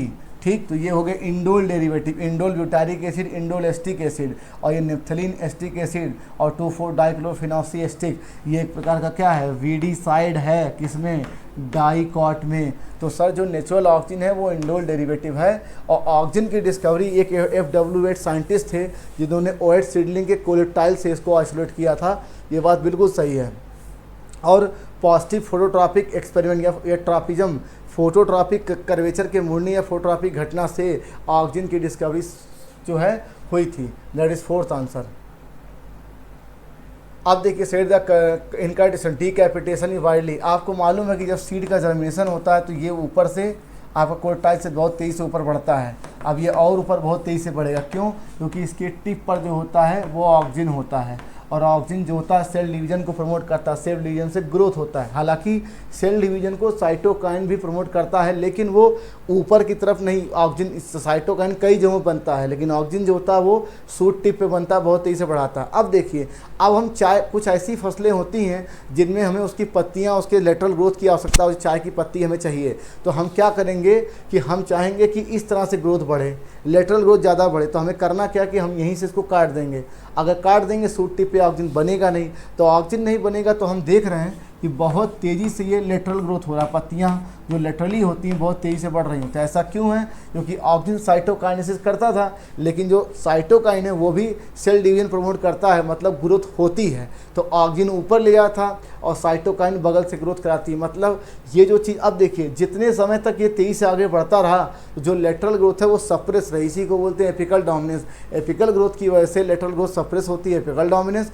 अब मान लीजिए इसको आपने हटा दिया और साइटोकाइन लेटरल ग्रोथ को प्रमोट कर दिया, तो इसने क्या किया है, एपिकल डोमिनेंस को ओवरकम किया है। तो आपसे पूछा जाएगा कि एपिकल डोमिनेंस के रिस्पॉन्सिबल हार्मोन ऑक्सीजन और एपिकल डोमिनेंस को ओवरकम करने वाला साइटोकाइनिन। ठीक, तो इसका मतलब डीकैपिटेशन टी प्लांटेशन में इस्तेमाल होता है, ऑक्सीजन सेल डिवीजन में हेल्प करता है।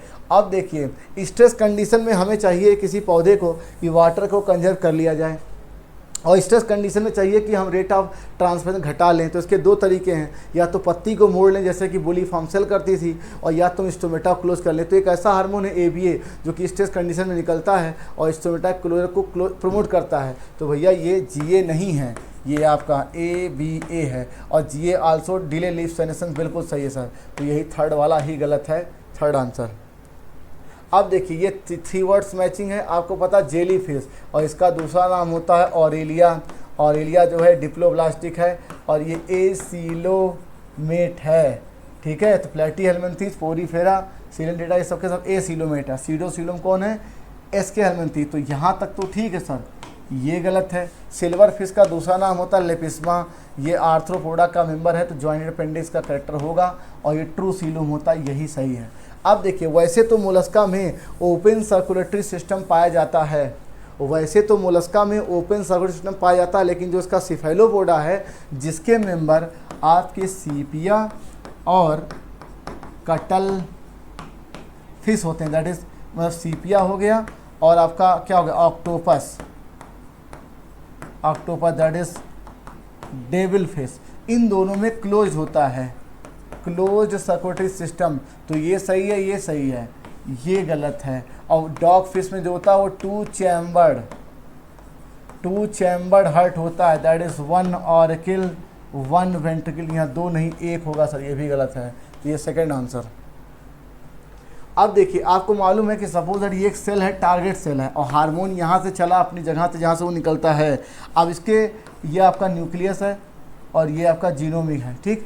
ये यहाँ पर आएगा, 2 तरह के हार्मोन वर्क करते हैं, एक मेम्ब्रेन लेवल पर ये फर्स्ट मैसेंजर है, ठीक, हार्मोन फर्स्ट मैसेंजर। अब यहाँ से सिग्नल दे देगा, अब यहाँ पे कुछ सेकंड मैसेंजर होते हैं जो इस सिग्नल को इस जीनोम के पास ले जाते हैं, भाई ये सिग्नल है। तो सेकंड मैसेंजर जो होते हैं cyclic AMP, calcium +2, calcium ion और IP3। तो ये बात बिल्कुल सही कि साइक्लिक AMP सेकंड मैसेंजर है, ठीक। और कुछ हार्मोन ऐसे होते हैं जो डायरेक्ट इंटर करते हैं hormone genome complex, hormone genome complex दोनों बनता है, तो हार्मोन जीनोम कॉम्प्लेक्स डायरेक्ट बनेगा, ठीक है, इसका कोई सेकंड मैसेंजर नहीं होगा। तो ये इस कैटेगरी का हार्मोन स्टेरॉइड होता है और राइडोथायोनिन होता है। बाकी rest hormone membrane receptor level पे काम करते हैं via second messenger.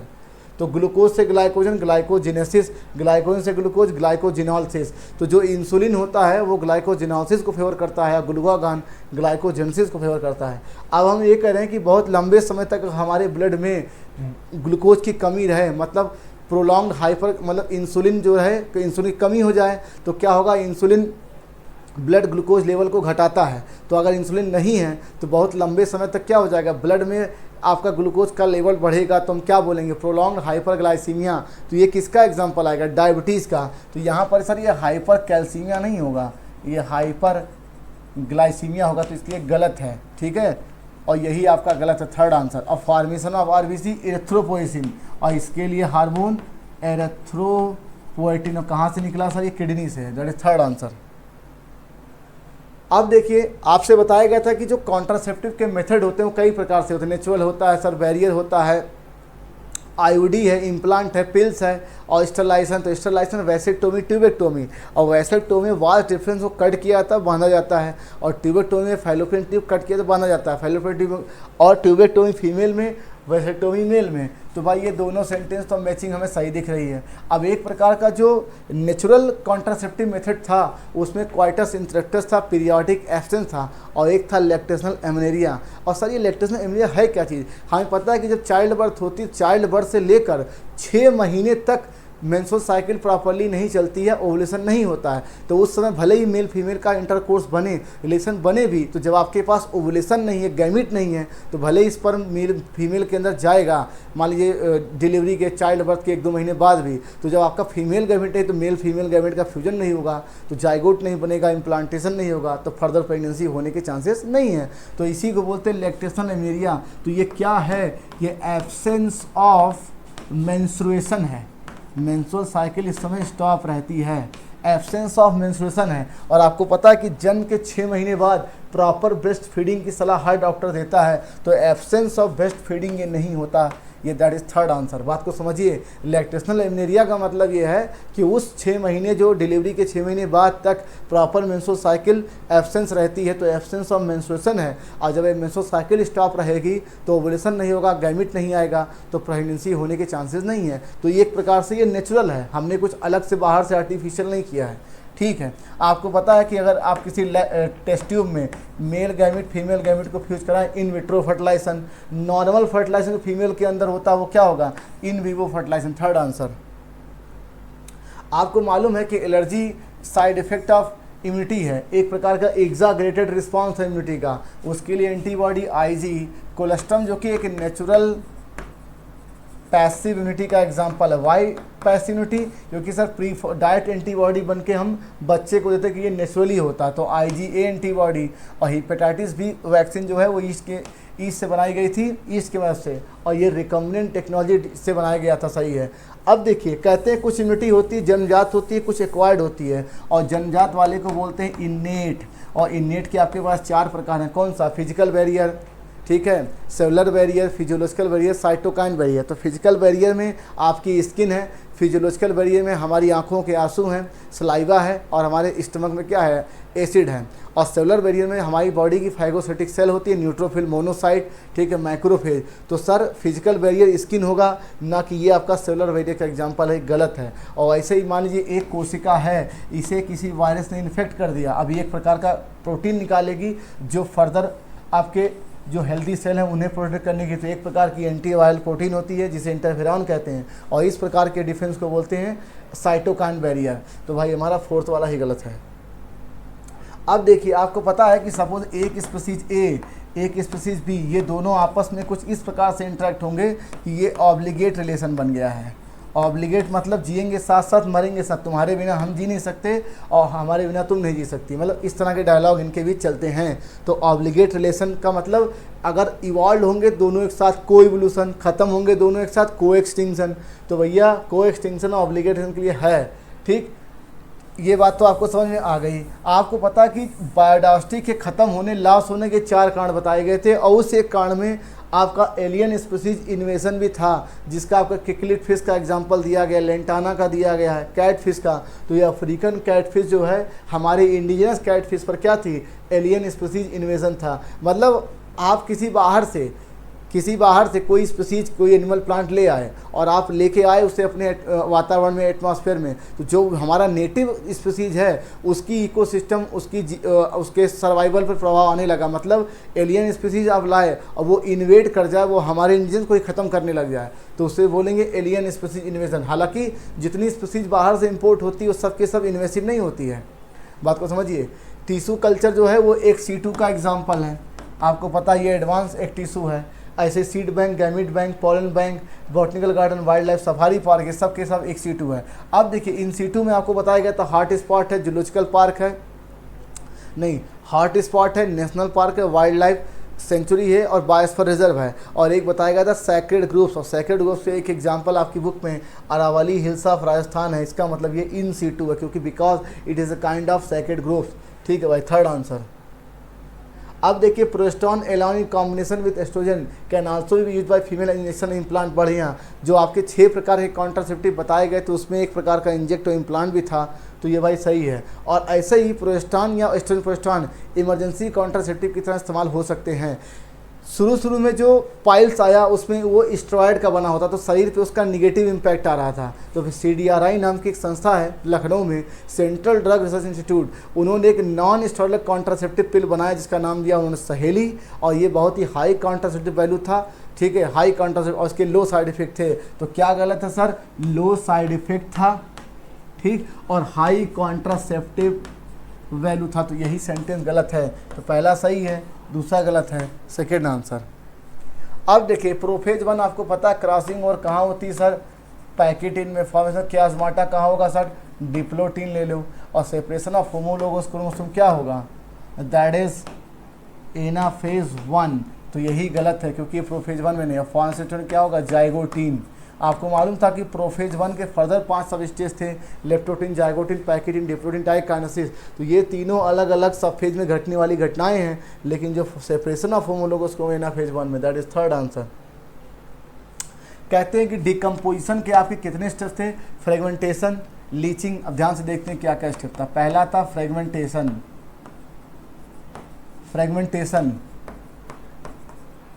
Leaching, catabolism, और उसके बाद था ह्यूमिफिकेशन, उसके बाद था मिनरलाइजेशन। तो फ्रेगमेंटेशन में अर्थवर्म इन्वॉल्व था, ये आपको पता है, और कैटाबोलिज्म में बैक्टीरिया और फंजाई इन्वॉल्व थे। इसका मतलब तो अगर फ्रेगमेंटेशन और कैटाबोलिज्म में अर्थवर्म, बैक्टीरिया, फंजाई इन्वॉल्व हैं तो अल्टीमेटली ये डिकम्पोजिशन में भी इन्वॉल्व हैं। That is fourth answer. अब देखिए, आपको मालूम है कि जब आप कभी भी कोई फूड चेन बनाते हो तो पहले प्रोड्यूसर आता है, और उसके बाद आता है सर हर्बीवोर्स, और उसके बाद सर आता है कार्निवोर्स, और उसके बाद आता है सर टॉप कार्निवोर्स। इन्हीं को आप फर्स्ट कंज्यूमर, इन्हीं को आप सेकेंड, और इन्हीं को आप थर्ड कंज्यूमर कहते हो। तो भाई प्रोड्यूसर तो प्लांट होता है जनरली, ये तो हमें पता है, लेकिन ये तीनों क्या होते हैं, एक प्रकार के एनिमल होते हैं। ठीक, वो अब हर्बीवोरस वो एनिमल जो प्लांट फीड करता है, कार्निवोरस वो एनिमल जो दूसरे हर्बीवोरस एनिमल को फीड करता है, टॉप कार्निवोरस वो एनिमल जो कार्निवोरस एनिमल को फीड करता है। ठीक है, तो ये तीनों सब के सब क्या है भाई, एनिमल है। तो आपसे पूछा गया इनमें कौन एनिमल नहीं है, प्रोड्यूसर, प्लांट। अब देखिए, in addition to use GM has been to create. अब ध्यान से देखिए, आपकी बुक में ये जो लाइन लिखी है तो यहाँ फिल इन द ब्लैंक्स में टेलर मेड प्लांट्स इसकी फिल इन द ब्लैंक्स होगी। इसलिए लाइन याद रखिए कि हो सकता हो कल को कौन सी लाइन से फिल इन द ब्लैंक्स आ जाए। ठीक है, मैंने फॉर्मेट बनाया है आप लोगों के लिए कि आप अभी से फिल इन द ब्लैंक्स की प्रैक्टिस करें। आपकी बुक की लाइन देखिए, tailor made plants to supply alternative resource to industry in the form of starch, fuels and pharmaceutical. That is first answer. अब देखिए, टाइप ऑफ ट्रांसजेनिक एनिमल, कुछ नहीं sir, suppose that ये कोई जीव है, इसके पास अपना खुद का जीनोम था ही, आपने किसी एलियन डीएनए को अपने डिजायर्ड कैरेक्टर को ऑब्टेन करने के लिए इसमें इंट्रोड्यूस कर दिया। अब इसका नाम ट्रांसजेनिक एनिमल। और ट्रांसजेनिक एनिमल के क्या क्या एग्जाम्पल दिए, रैबिट दिया, पिग्स दिया, माइस दिया, या इसी को आप रैट्स भी कह लो सर। इसके अलावा सिप है, इसके अलावा काऊ है, और इसके अलावा फिश है, और इन सभी में अकेला 95% अब क्या है, माइस है। तो ये ऑल आंसर है। अब देखिए, पॉलिनेशन कुछ नहीं, मैं एक स्टेमन बना रहा हूँ, ये फिलामेंट हो गया, और ये हो गया एंथर, और ये स्टिग्मा, ये स्टाइल, ये ओवरी। यहाँ से एक पॉलन ग्रेन नाम का मेल गैमेटोफाइट निकल के इसके सरफेस पे गया। इस घटना का नाम पॉलिनेशन, और इसको ले जाने वाले का नाम पॉलिनेटिंग एजेंट। और सर जी, ये जो एजेंट है ना, एजेंट, ये एबायोटिक भी हो सकता है, ये बायोटिक भी हो सकता है। एबायोटिक में आपका एयर होगा और विंड होगा, बायोटिक में इंसेक्ट और अदर एनिमल, मेजॉरिटी में इंसेक्ट, और एबायोटिक मेजॉरिटी में विंड। तो आपसे पूछा जाएगा कि बताइए जो पॉलिनेटिंग एजेंट होते हैं वो एबायोटिक, एबायोटिक दोनों। एबायोटिक में ज़्यादा कॉमन क्या है, विंड, और बायोटिक में सबसे ज़्यादा कौन, इंसेक्ट। ठीक है, तो अब देखिए, पॉलिनेटिंग एजेंट क्या होंगे, एयर, वाटर, एनिमल हो सकते हैं sir. Pollination by water is more common, नहीं sir, pollination by wind is more common. ये आपकी बुक की लाइन है, गलत है। अब सभी एक्वेटिक प्लांट जो होते हैं, अब सपोज दैट ये पानी है, बड़ा सा तालाब या कुछ भी पोखरा कह लें, वहाँ जितने पौधे आपके डेवलप हैं पानी में, एक्वेटिक प्लांट, सब के सब खुद पानी का नहीं इस्तेमाल करते पानी। क्यों? क्योंकि उनका जो फूल होता है वो पानी की सतह से बहुत ऊपर होता है। तो पानी की सतह से ऊपर है तो पानी के माध्यम से फ्लावर के स्टिग्मा आपके जो उसके अंदर है वहाँ तक पहुँचेगा नहीं। तो इसका जितने एक्वेटिक प्लांट होते हैं सब के सब वाटर को एज ए पॉलिनेटिंग एजेंट नहीं इस्तेमाल करते हैं। तो यहाँ पर आपकी बुक में नॉट लिखा होना चाहिए, गलत है। अब एमंग एनिमल केवल इंसेक्ट नहीं है, इंसेक्ट के अलावा रेप्टाइल है, बर्ड है, मैमल्स है। ठीक, तो ये गलत है भाई। तो हमें तो केवल ए ही सही दिख रहा है, ओनली थर्ड। अब देखिए, मेंस्ट्रुअल साइकिल आपको मालूम है कि ये आपके किसमें, प्राइमेट्स का करेक्टर है। और सर प्राइमेट्स में क्या आते हैं सर, मंकी, और क्या आता है, एप, और क्या आता है, ह्यूमन। पहली बात, जब ये आपका मिसाइकिल स्टार्ट होता है बिगिनिंग को, जब ये बिजिन्स होता है तो बोलते हैं मिनार्की, और जब जाता है तो क्या बोलते हैं सर, मीनोपॉज। मतलब यह 50 ईयर्स के अराउंड ह्यूमन में ये स्टॉप हो जाता है। तो स्टार्टिंग को बोलते हैं मिनार्की, स्टॉप होने को मीनोपॉज बोलते हैं। इतना पता, प्यूबर्टी के टाइम पे स्टार्ट होता है। तो सर ये मीनोपॉज तो गलत लिखा है, इसको आपको लिखना चाहिए था मीनार्की, तो गलत हो गया। ठीक, और देखिए आपको पता है कि जो आप मेंस्ट्रुअल साइकिल चलती है फॉलिकुलर डेवलपमेंट के लिए FSH, ओवुलेशन के लिए LH, तो ये तो बिल्कुल सही है। और जो लॉन्गेस्ट फेज होता है पूरे मेंस्ट्रुअल साइकिल में, यहाँ इन नहीं यहाँ इज होगा। ठीक है बच्चों, तो longest phase is menstrual phase, गलत है सर। लॉन्गेस्ट फेज जो होता है वो ल्यूटियल फेज होता है, ल्यूटियल। और इसी को आप सेक्रेटरी फेज भी कह सकते हो, जो कि अराउंड 13 दिन का होता है। तो हमें तो केवल ये सही दिख रहा है और C, that is A and C, third answer. अब देखिए जेनेटिक डिसऑर्डर, आपकी बुक में जेनेटिक डिसऑर्डर दो कैटेगरी में बांटी गई है, मेंडेलियन और क्रोमोसोमल। सर मेंडेलियन डिसऑर्डर में क्या होता है, किसी एक पार्टिकुलर कैरेक्टर के लिए कोई जीन डिस्टर्ब हो गया, जैसे हीमोफीलिया में ब्लड को क्लॉट करने वाले जीन डिस्टर्ब हो गया, और कलर ब्लाइंडनेस में रेड और ग्रीन में डिस्क्रिमिनेट करने वाले जीन डिस्टर्ब हो गई। ऐसे ही है किसी एक कैरेक्टर के लिए मान लीजिए। ठीक है, और क्रोमोसोमल डिसऑर्डर में क्या हो, क्रोमोसोम का नंबर डिस्टर्ब होगा, एक बढ़ेगा दो बढ़ेगा, एक घटेगा दो घटेगा, या तो पूरा का पूरा सेट ही डिस्टर्ब होगा। ठीक, इतनी बात हमको समझ में आ गई। अब सर अगर हम मेंडेलियन डिसऑर्डर की बात करें तो ये ऑटोसोमल भी हो सकते हैं, मतलब ऐसी जीन जो ऑटोसोम क्रोमोसोम पे है वो डिस्टर्ब हुई, और ये सेक्स लिंक्ड भी हो सकती है। ऐसी जीन जो XX या XY क्रोमोसोम पे है, सेक्स क्रोमोसोम पे है, तो दैट इज सेक्स लिंक, तो ऑलवेज सेक्स लिंक गलत है, पहली बात। अब देखिए जो आप क्रोमोसोमल डिसऑर्डर की बात कर रहे हो तो उसमें एक आता है केस एन्यूप्लॉइडी का, एन्यूप्लॉइडी, और सर आता है एक केस पॉलीप्लॉइडी का। एन्यूप्लॉइडी में क्या होता है, एक या दो की संख्या में घटे बढ़ेगा, अगर ऊपर जाएगा तो बोलेंगे सर हाइपर एन्यूप्लॉइडी, नीचे जाएगा तो बोलेंगे हाइपो एन्यूप्लॉइडी। हाइपर का एग्जांपल आपको बता देंगे ट्राइसोमी, टेट्रासोमी, और इसी को आप बोलते हो 2n+1, जिसका एग्जाम्पल डाउन सिंड्रोम है और क्लाइनफेल्टर सिंड्रोम है। और हाइपो का एग्जाम्पल है नलीसोमी और क्या है, मोनोसोमी। ठीक, और मोनोसोमी को ही आप लिखते हो 2n-1, इसी का एग्जाम्पल आपका टर्नर सिंड्रोम है। ठीक, तो इसका एक घटे। और पॉलीप्लॉइडी में क्या है सर, जैसे सपोज कोई डिप्लॉयड ऑर्गेनिज्म है दैट इज 2n, इसका एक सेट हो गया n, एक सेट n। अब क्रोमोसोम का नंबर कुछ इस तरह से बढ़े कि पूरा का पूरा एक सेट ही बढ़ जाए। कोई डिप्लॉयड था तो किसी कारण म्यूटेशन में ट्रिप्लॉयड हो जाए, टेट्राप्लॉयड, पेंटा, हेक्सा, हेप्टा, ऐसे बढ़ता चला जाए, तो पूरा का पूरा सेट बदलता है पॉलीप्लॉइडी में। तो भाई ये सेंटेंस तो गलत लिखा, whole set will be increase, नहीं सर, ये पॉलीप्लॉइडी होगा। और trisomy, monosomy example of aneuploidy, बिल्कुल सही है सर, ये घटने वाला एन्यूप्लॉइडी है, ये बढ़ने वाला एन्यूप्लॉइडी है। तो हमें पहला सेंटेंस सही दिख गया और हमें डी वाला, ए और D, that is first answer. अब सर ये 2n-1 जो आप लिखते हो उसका क्या मतलब है, मैं लिख रहा हूँ 2n मतलब डिप्लॉयड, 46 क्रोमोसोम हमारा ओरिजिनल, अगर एक घटेगा तो अब कितना बचेगा, 45। तो जो टर्नर सिंड्रोम होता है, जो ये घटता है, जैसे XX 44 हो गए ऑटोसोम और XS, तो ये X लॉस होता है, इसी को आप लिखते हो 44 + XO मतलब 45 लिखते हो, इसे टर्नर में 45, मतलब जो टर्नर सिंड्रोम है वो सेक्स क्रोमोसोम की क्या है, मोनोसोमी है, और क्लाइनफेल्टर जो है वो सेक्स क्रोमोसोम का ट्राइसोमी है, और डाउन सिंड्रोम ऑटोसोमल क्रोमोसोम का ट्राइसोमी है। क्रोमोसोम बदल भी सकते हैं ना, ऑटोसोमल या सेक्स क्रोमोसोम। तो बच्चों ये आपका 200वां क्वेश्चन था, तो पहला सेंटेंस बिल्कुल सही दिख रहा है, और ट्राइसोम एग्जाम्पल ये भी सही दिख रहा है, ये गलत है, ये गलत है, ए और D, that is first answer. तो सेशन यहीं से ख़त्म हुआ। कमेंट बॉक्स में बताइए कि आपको सेशन कैसा लगा। मैंने पूरी कोशिश की है कि सब्जेक्ट को प्रॉपरली स्टडी करके एनसीईआरटी की लाइनों को, कंसेप्ट को निकाल के आपको पेपर बनाने वाला मैं ही हूँ FST का, और मेरे सीन साथी साइलेंस सर और अली सर ने बहुत शानदार एक्सप्लेन किया है इस पेपर का। Thank you Ali sir, silence sir, और आगे हम लोग मिलते हैं अपने अगले सेशन में। Thank you for watching the video, bye bye.